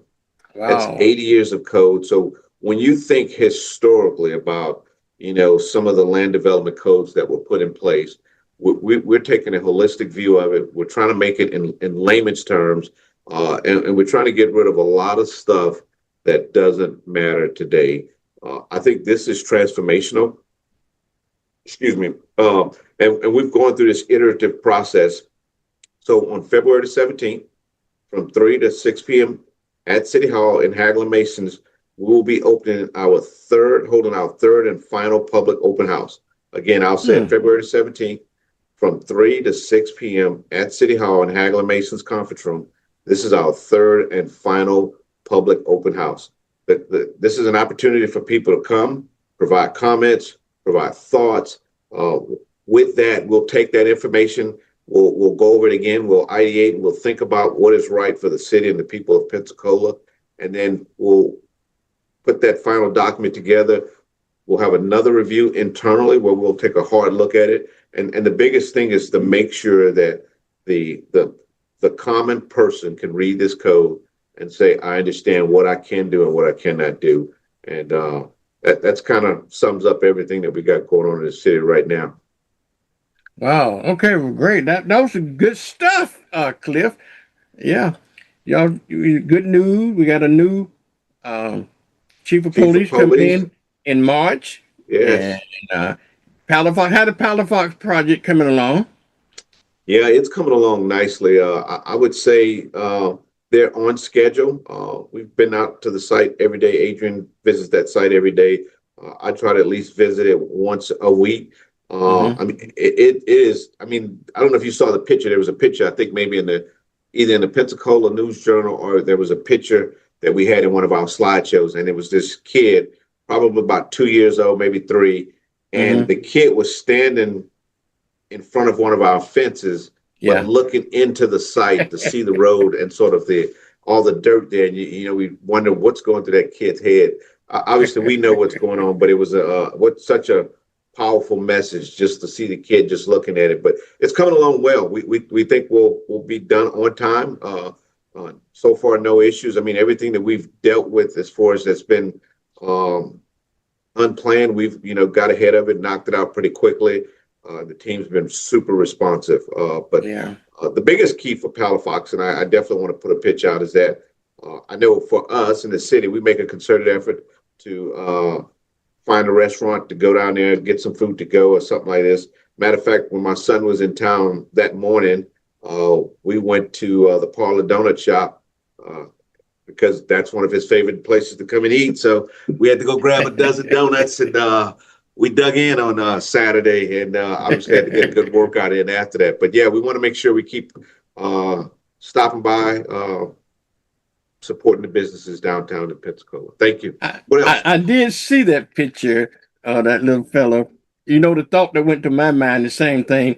You know, it's kind of a commercial I saw the other day where a kid was very similar to that. Was looking, he saw that they was moving dirt, and he was thinking about visualizing him in that little tractor there, moving that dirt and stuff like that. And that's what I thought about.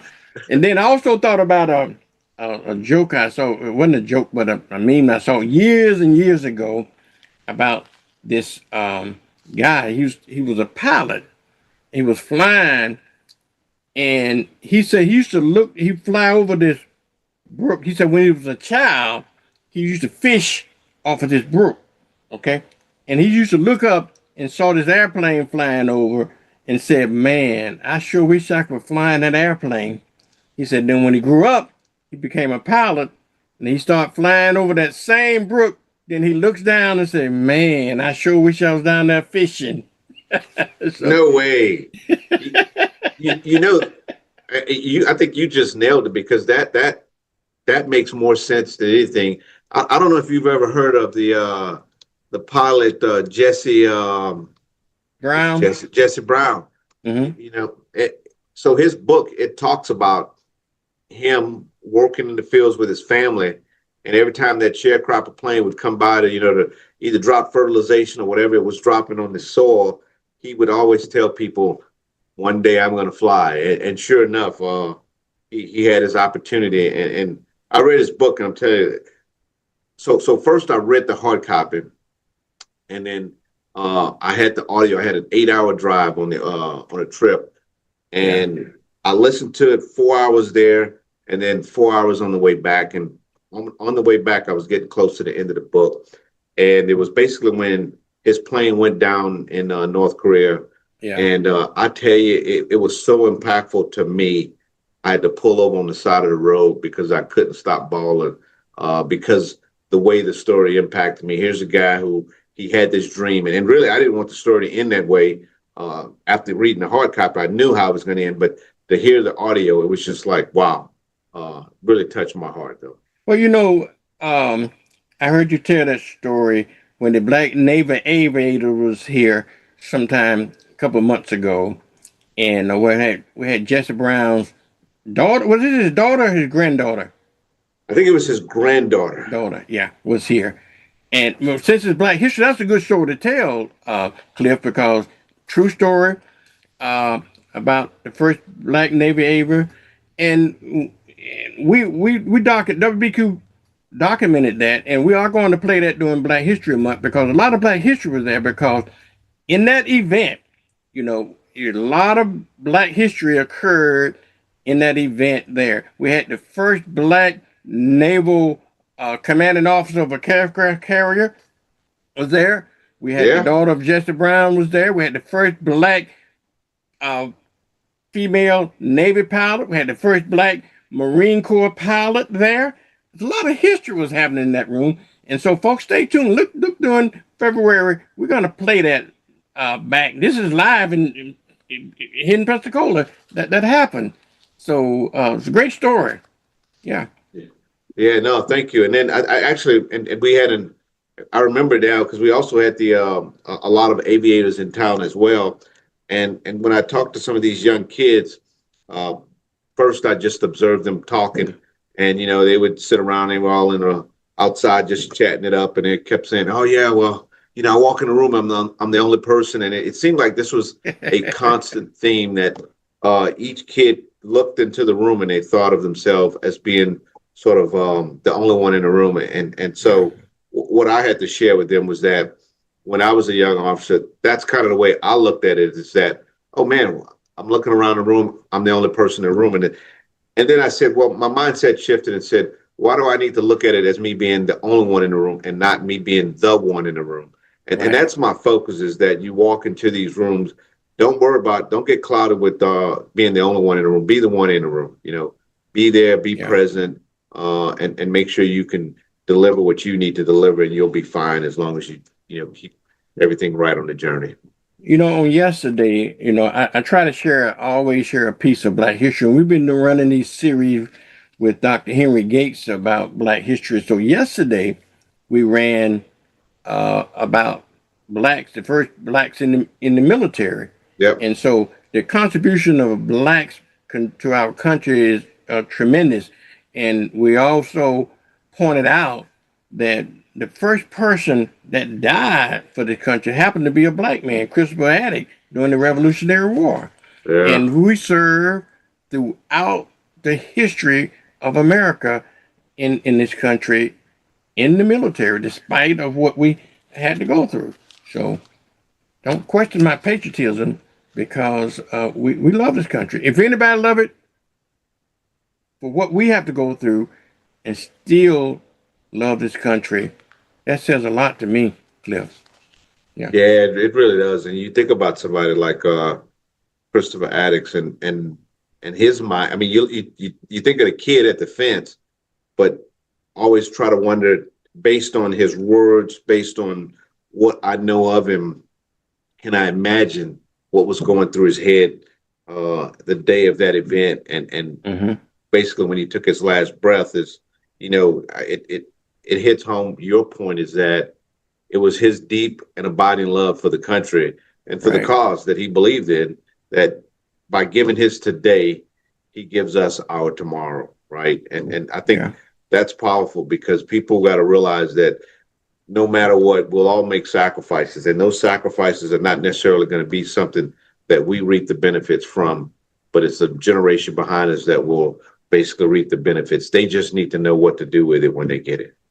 Absolutely. And for us to do that against other people's will, we were still wanting to serve our country. So it says a lot to me, Cliff.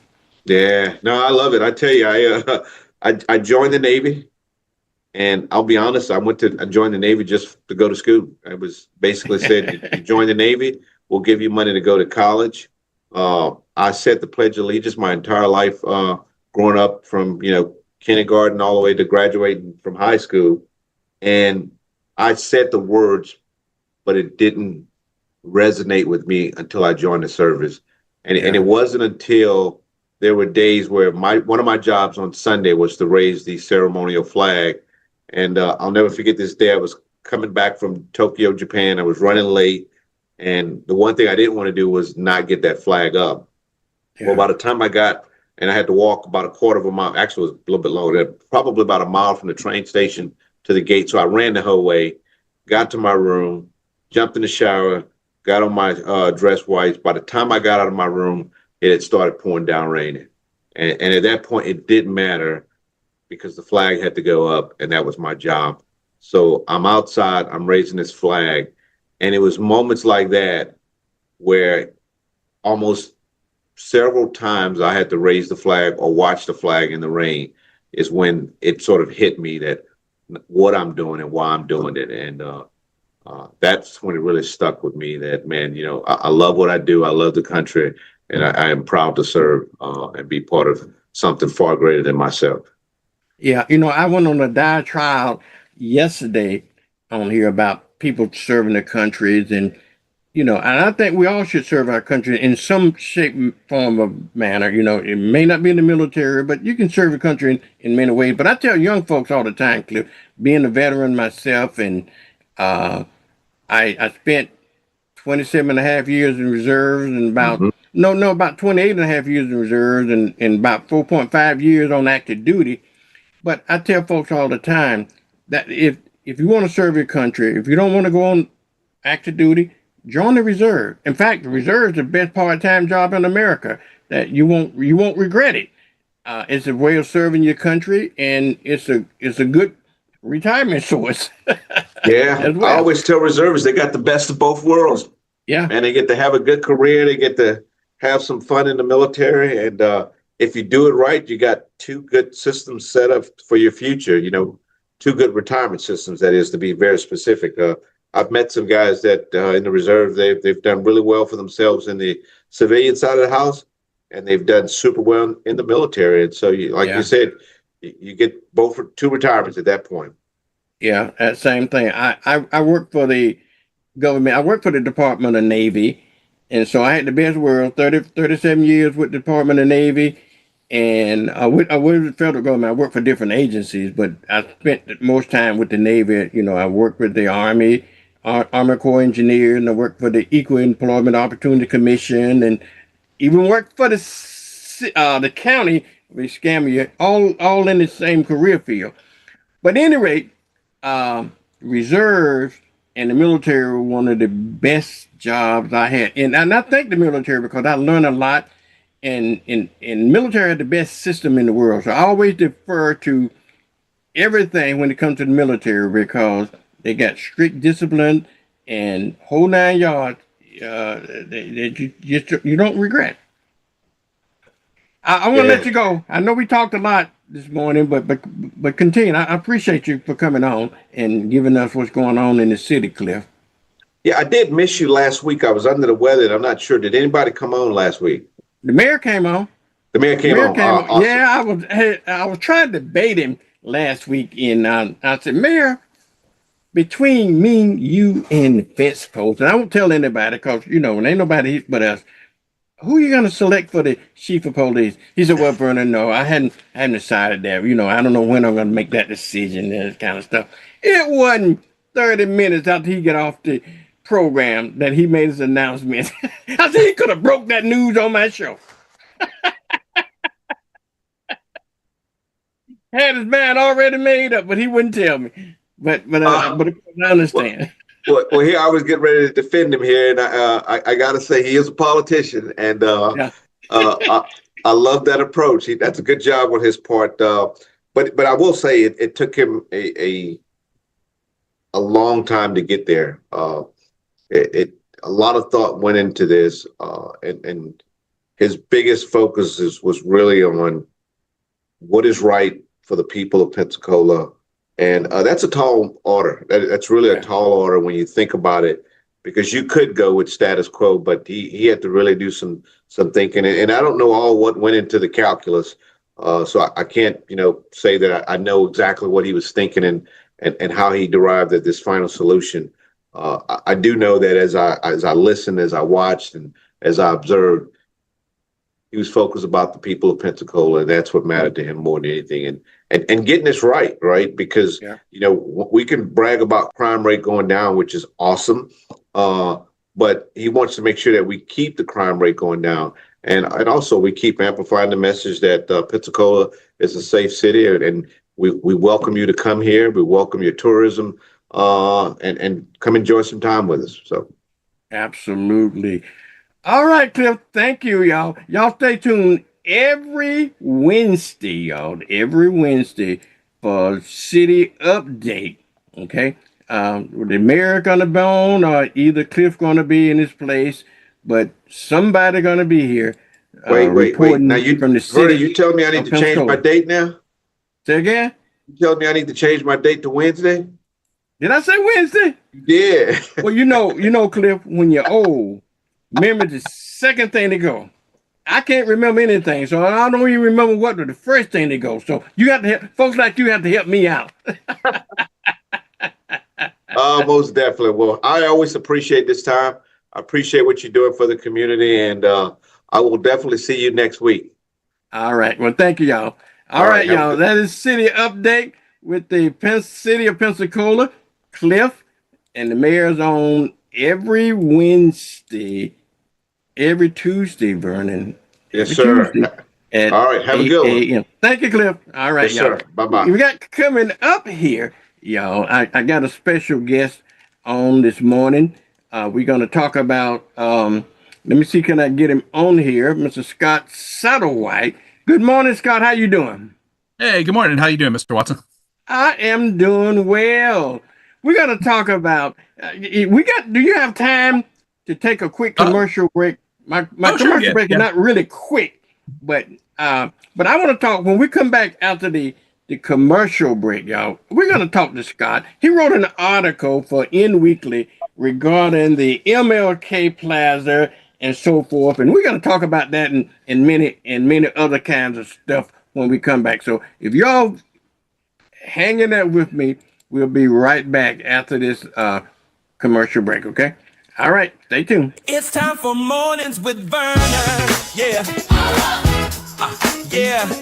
Get up now. Come on now. Get up. For Mornings with Vernon. Get up now. Let's go. Get up now. Turn it up now. 1, 2, 3. Let's get it now.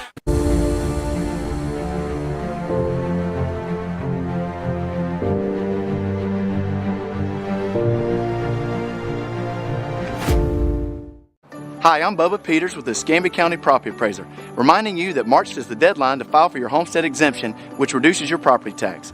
You can file on our website or visit our office. You will need a valid Florida ID and Social Security numbers for each owner. Owners with disability and seniors over 65 may qualify for additional exemptions. Our friendly staff will be happy to assist you with filing for any additional exemptions that you may qualify for. If you have any questions, please call us at 434-2735 or visit our website at escpa.org.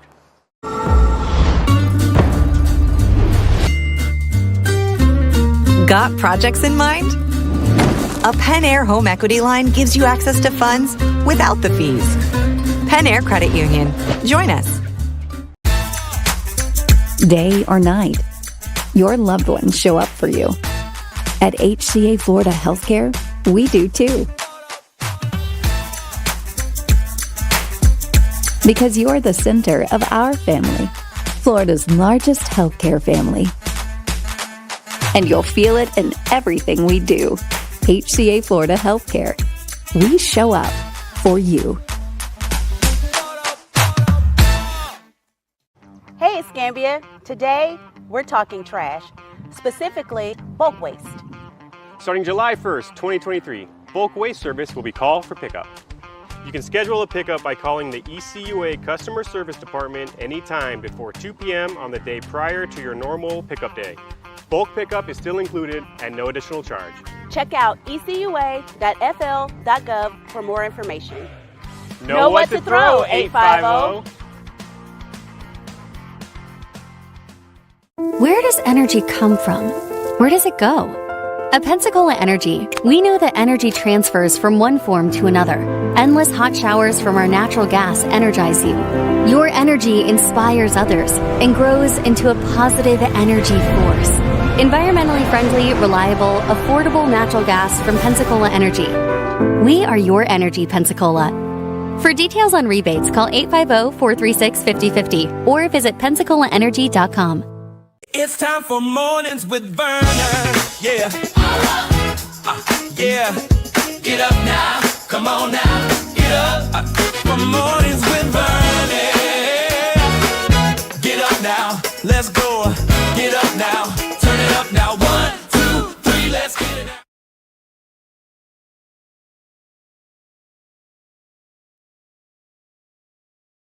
I got to turn my mics back on, Scott. I tell you, when you're when you're doing a one-man show, you forget to do a lot of things. All right, folks, welcome back to Mornings with Vernon. I got a special guest this morning, Mr. Scott Satterwhite. Good morning, Scott. How are you? Hey, good morning, Mr. Watson. How are you doing today? Well, thank you for coming on. I wanted to have you on. You wrote an article the other day in the N Weekly regarding the MLK Plaza. Okay. Number one, let's talk about that, if you will. And I think considering it's Black history, and we got a lot of local Black history that we can share. And, you know, on Thursday, every week, I have Mrs. Robin Richard. She's our local Black history historian. Oh, yeah. And she comes on every Thursday about 8-ish and give us some local Black history. Now, what motivated that article? Well, I had a couple things that motivated the article. I've always been interested in the story around MLK Plaza, and a few years back, I wrote an article on on MLK Drive, and looking at those two areas right there, the drive itself, and then the plaza. I thought that the plaza story hadn't really been told, at least hadn't been told recently. So I wanted to do this, but the real impetus to do the article, to get this out, was when a friend of mine who works with an organization called Food Not Bombs was arrested in MLK Plaza, and when he was arrested in MLK Plaza, for essentially feeding people over in the plaza.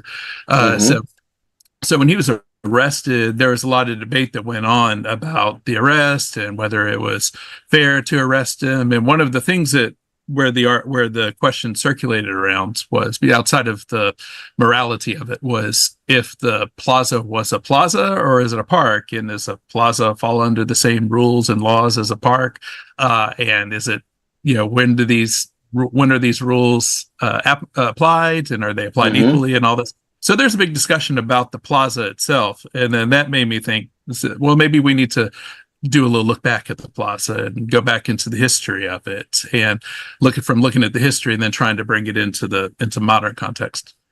What challenges you ran into trying to write down? I read the article, super article.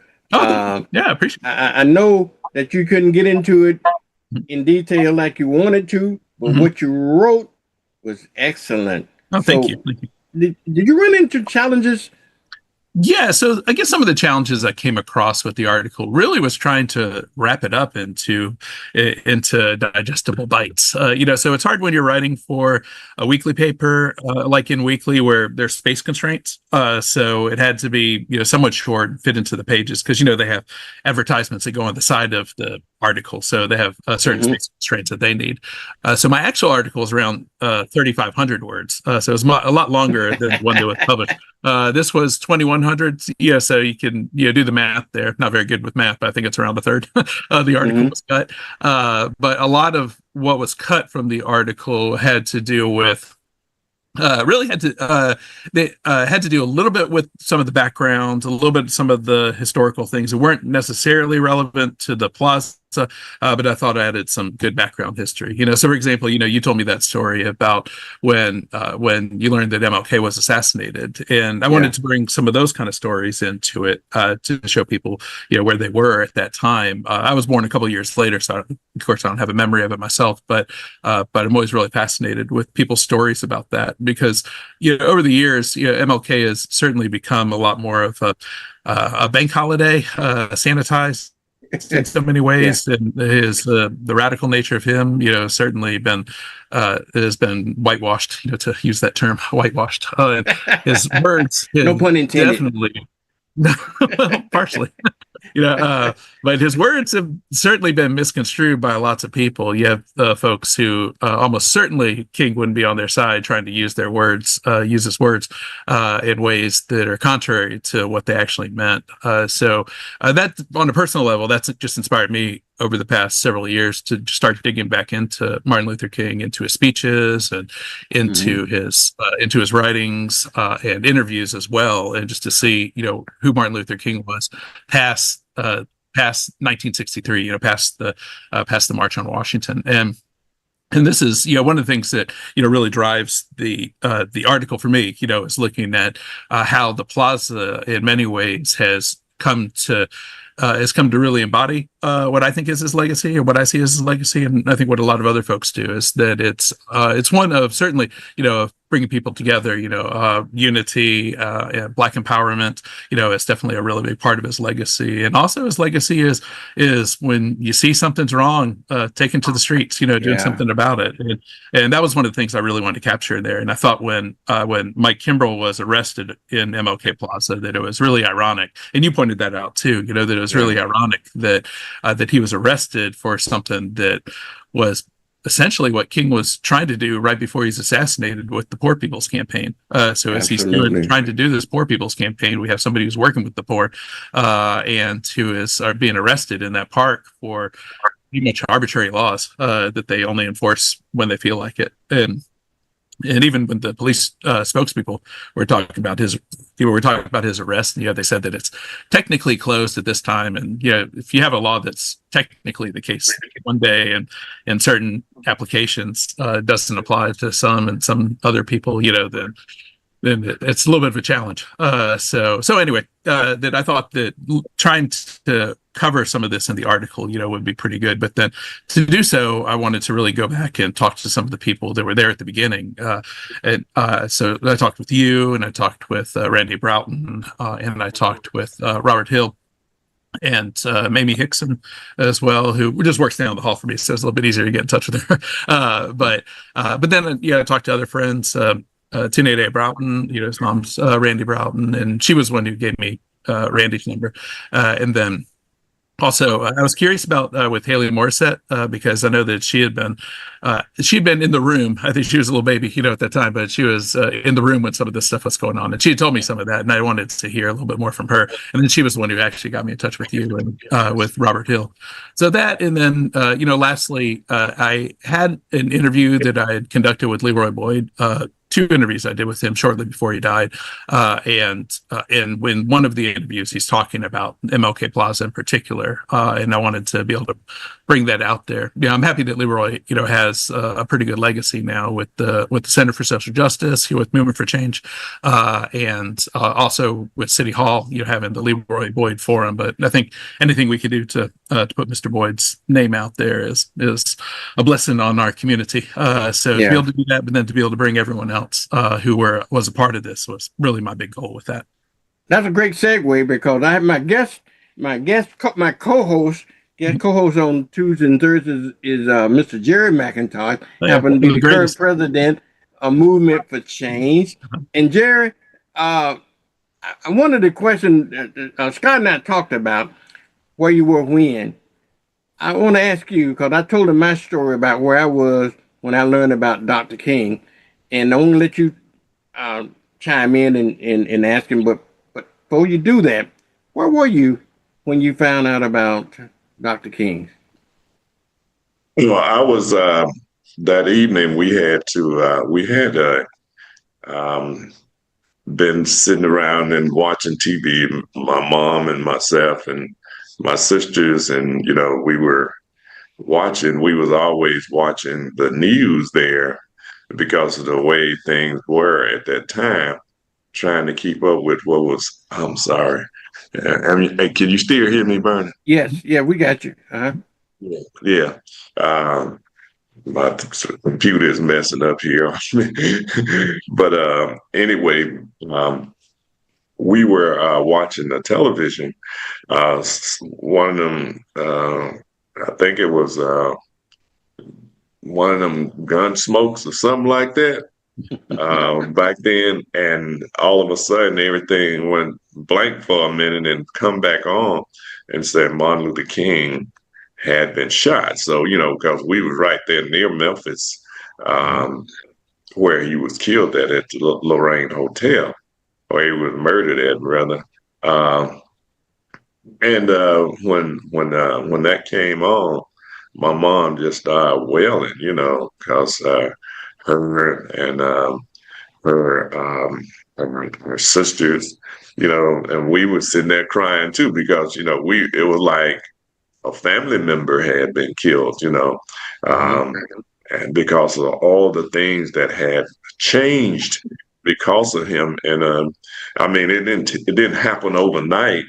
It took 10 years just to get some of the rights that we have, like the voting rights, the fair housing, and just a whole host of things that was changing, at that time, where you could sit on the bus and not worry about being, harassed and kicked off, and in Arkansas at that time, black families couldn't be on the sidewalk when white families was walking by, so you had to step off the sidewalk until they walked by, and then you could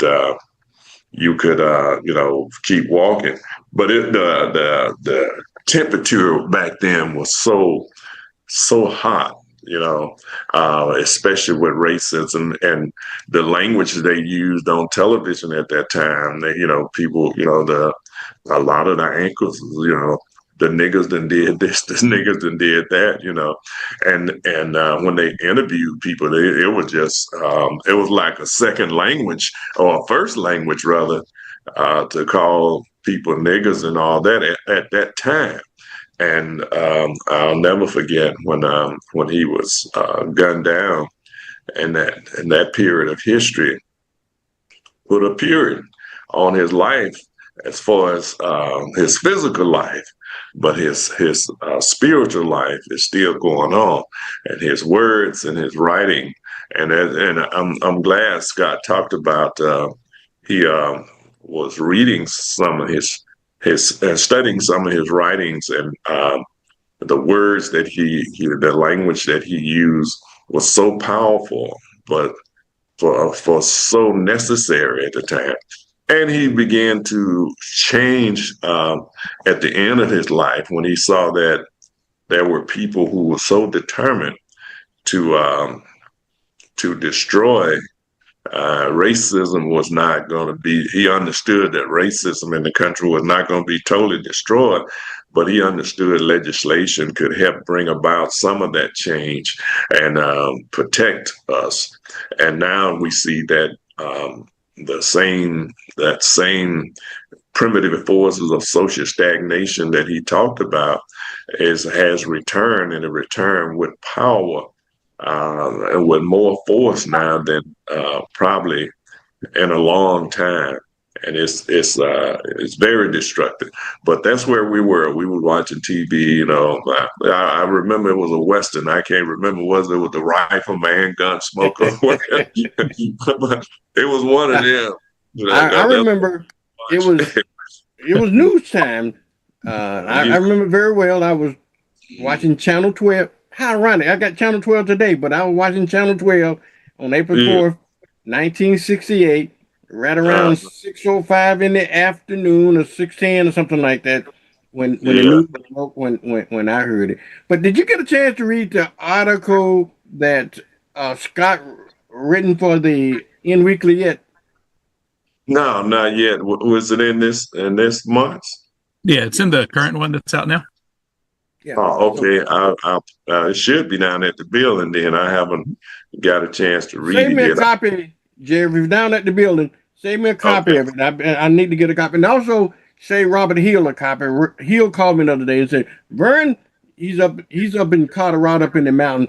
So he tell people, but he was up in Montgomery probably. But anyway, he said, well, get me a copy of the End Weekly because he wanted to see that article. Okay. And so, but it was a well written article. Scott, you want to tell us a little bit more about the article? I think that's most of it right there. My goal really with the article was just to be able to highlight the work that all y'all did back in the day.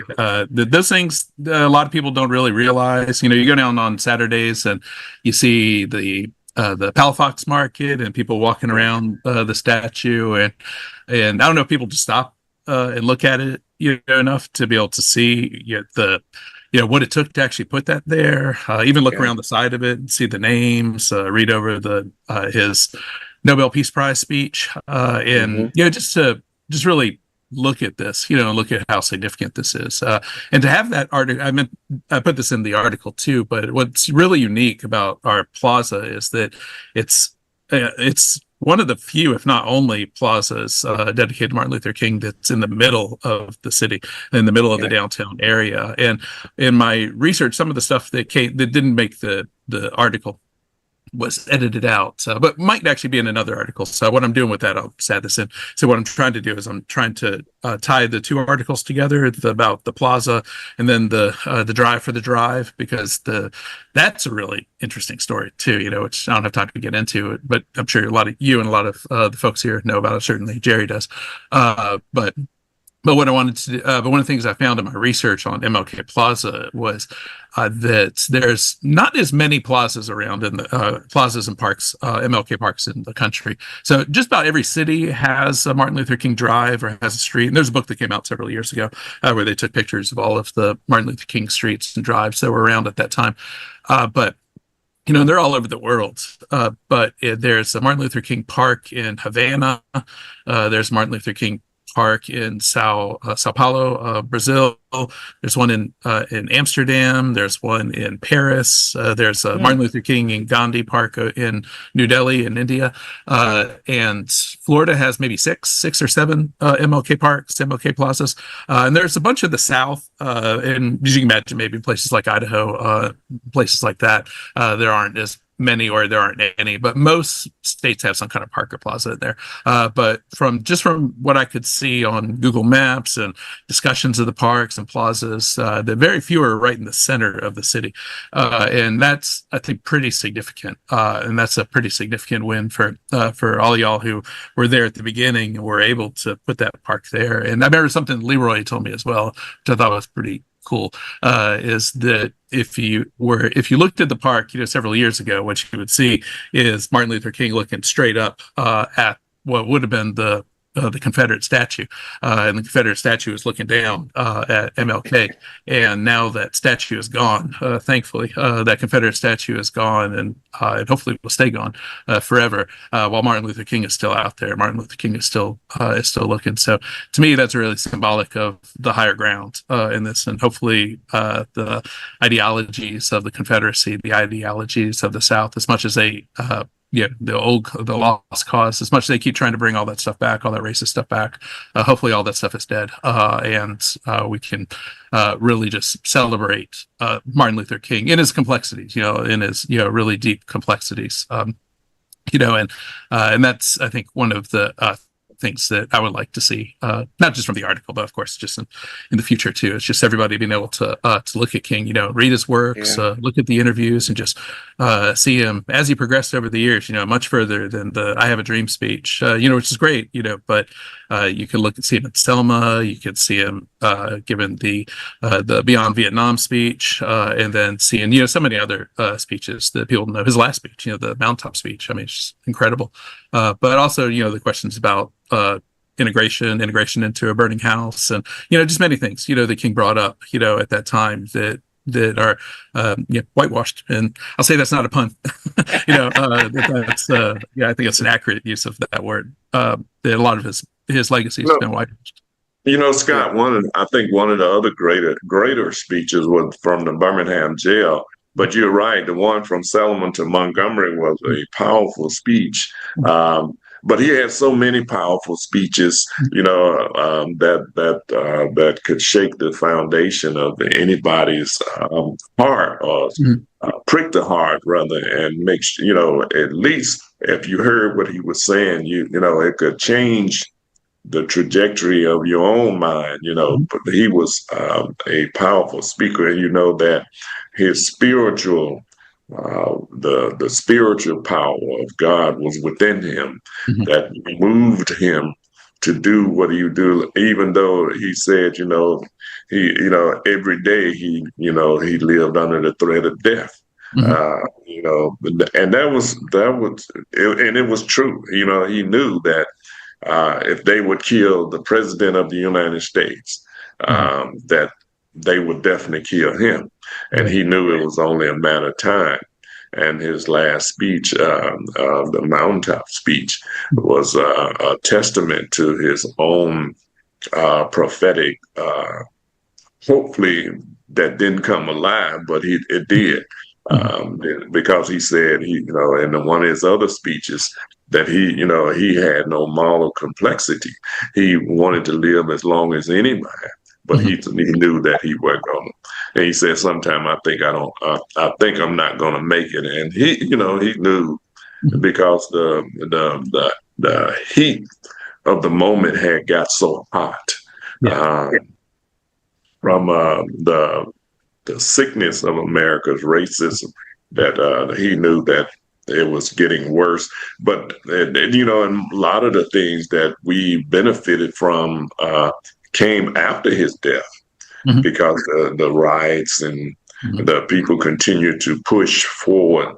And I see now that it's going to have to happen again, it's going to take the whole America, not just a few, not just some America, but the whole America, to make this, to save the democracy and to save ourselves as well. Yeah, absolutely. And it's harder to think of a better person that would represent the ideals of America, not the reality as much, but just the ideals, there. And, something for all of us to strive towards. And we're blessed to be able to have him for as long as we did. And people forget too, that or kind of see him, as a deified figure, and paintings on the walls and murals and stuff. But I remember when I was doing some of the research for some classes a while back, I was watching some of the videos of the funeral, and what struck me the most was his father collapsing, over the coffin, and just seeing his son, for the first time after he was shot, and to think of him as a human being, that his kids lost a father, Coretta Scott King lost her husband, and she doesn't get as much credit. I mean, she gets a lot of credit. I don't want to say she's lost to history, but she did so much to be able to bring his legacy out here to the world. I remember going back to the plaza. I remember when she died, being really impressed and touched, by all the flowers that were around the bust of Martin Luther King down MLK Plaza when Coretta Scott King had died. So to think about all of this on a human level, is profound. But then to think of this on a national level, international for that matter. When I was in Ireland several years ago, there were murals to Martin Luther King. There are murals to Malcolm X also. People were looking at the civil rights struggles that happened over here in America, and they were looking at this in Ireland for their civil rights struggles that they're taking place in Northern Ireland in particular. And that's just one example, but you can look around the world. I mean, just that they have a MLK Plaza in Amsterdam, speaks to what what King probably symbolized around the world. All right, gentlemen. Here. Our time is up. Boy, it was, what they say, time flies when you're having fun. Scott, I want folks to get that article. It's in this week's. Is it this week's? It's this week. Yeah, so it's on the stands until tomorrow. Yeah, so it's on the stand until tomorrow. But if you need a copy, you can always hunt me down. I'm over here at Open Books right now. We got a few copies that are over here in the store. So if anybody wants to drop by, feel free to come pick one up. Okay, Jerry. Before we go, I want you to know Scott is one of our board members, and Scott, I got your tickets for our history breakfast. So I will get with you and a happy Black History Month. Jerry, really quickly, tell them about that event real quickly before we go. It's the 28th of this month. The doors open at 8:30 a.m. The food will be served at 9 p.m. Tickets are $20 only $20, and I'm going to be speaking on the history, and the theme is the call of the drums. I'm going to talk about that as well. So, and I'm going to do something in accordance with all of the civil rights work and leaders and people that starting from Africa all the way up into the modern day. Okay, gentlemen, I'm going to have to leave it at that. But I really thank you for coming on and sharing your thoughts. Folks, I got to get out of here. Scott, thank you very much. Okay? Well, I appreciate it. Appreciate your time, too. Also with the interview, too. I really appreciate you talking with me. All right, no problem. Jerry going to join us again on Thursday with his presence. And folks, and I'll see you again tomorrow at 6:30. Y'all make sure you tell everybody about Morning with Vernon. Don't forget to pick up your article for In Weekly, wherever the newsstand. Jerry said they have them down there at Movement for Change. You want to read this article. It is a great article, y'all. All right, y'all. I got to go. I'll see you tomorrow. Same time, same station, and the same Vernon, y'all. Good morning, y'all. It's time for Mornings with Vernon. Yeah. Yeah. Get up now. Come on now. Get up. For Mornings with Vernon. Get up now. Let's go. Get up now.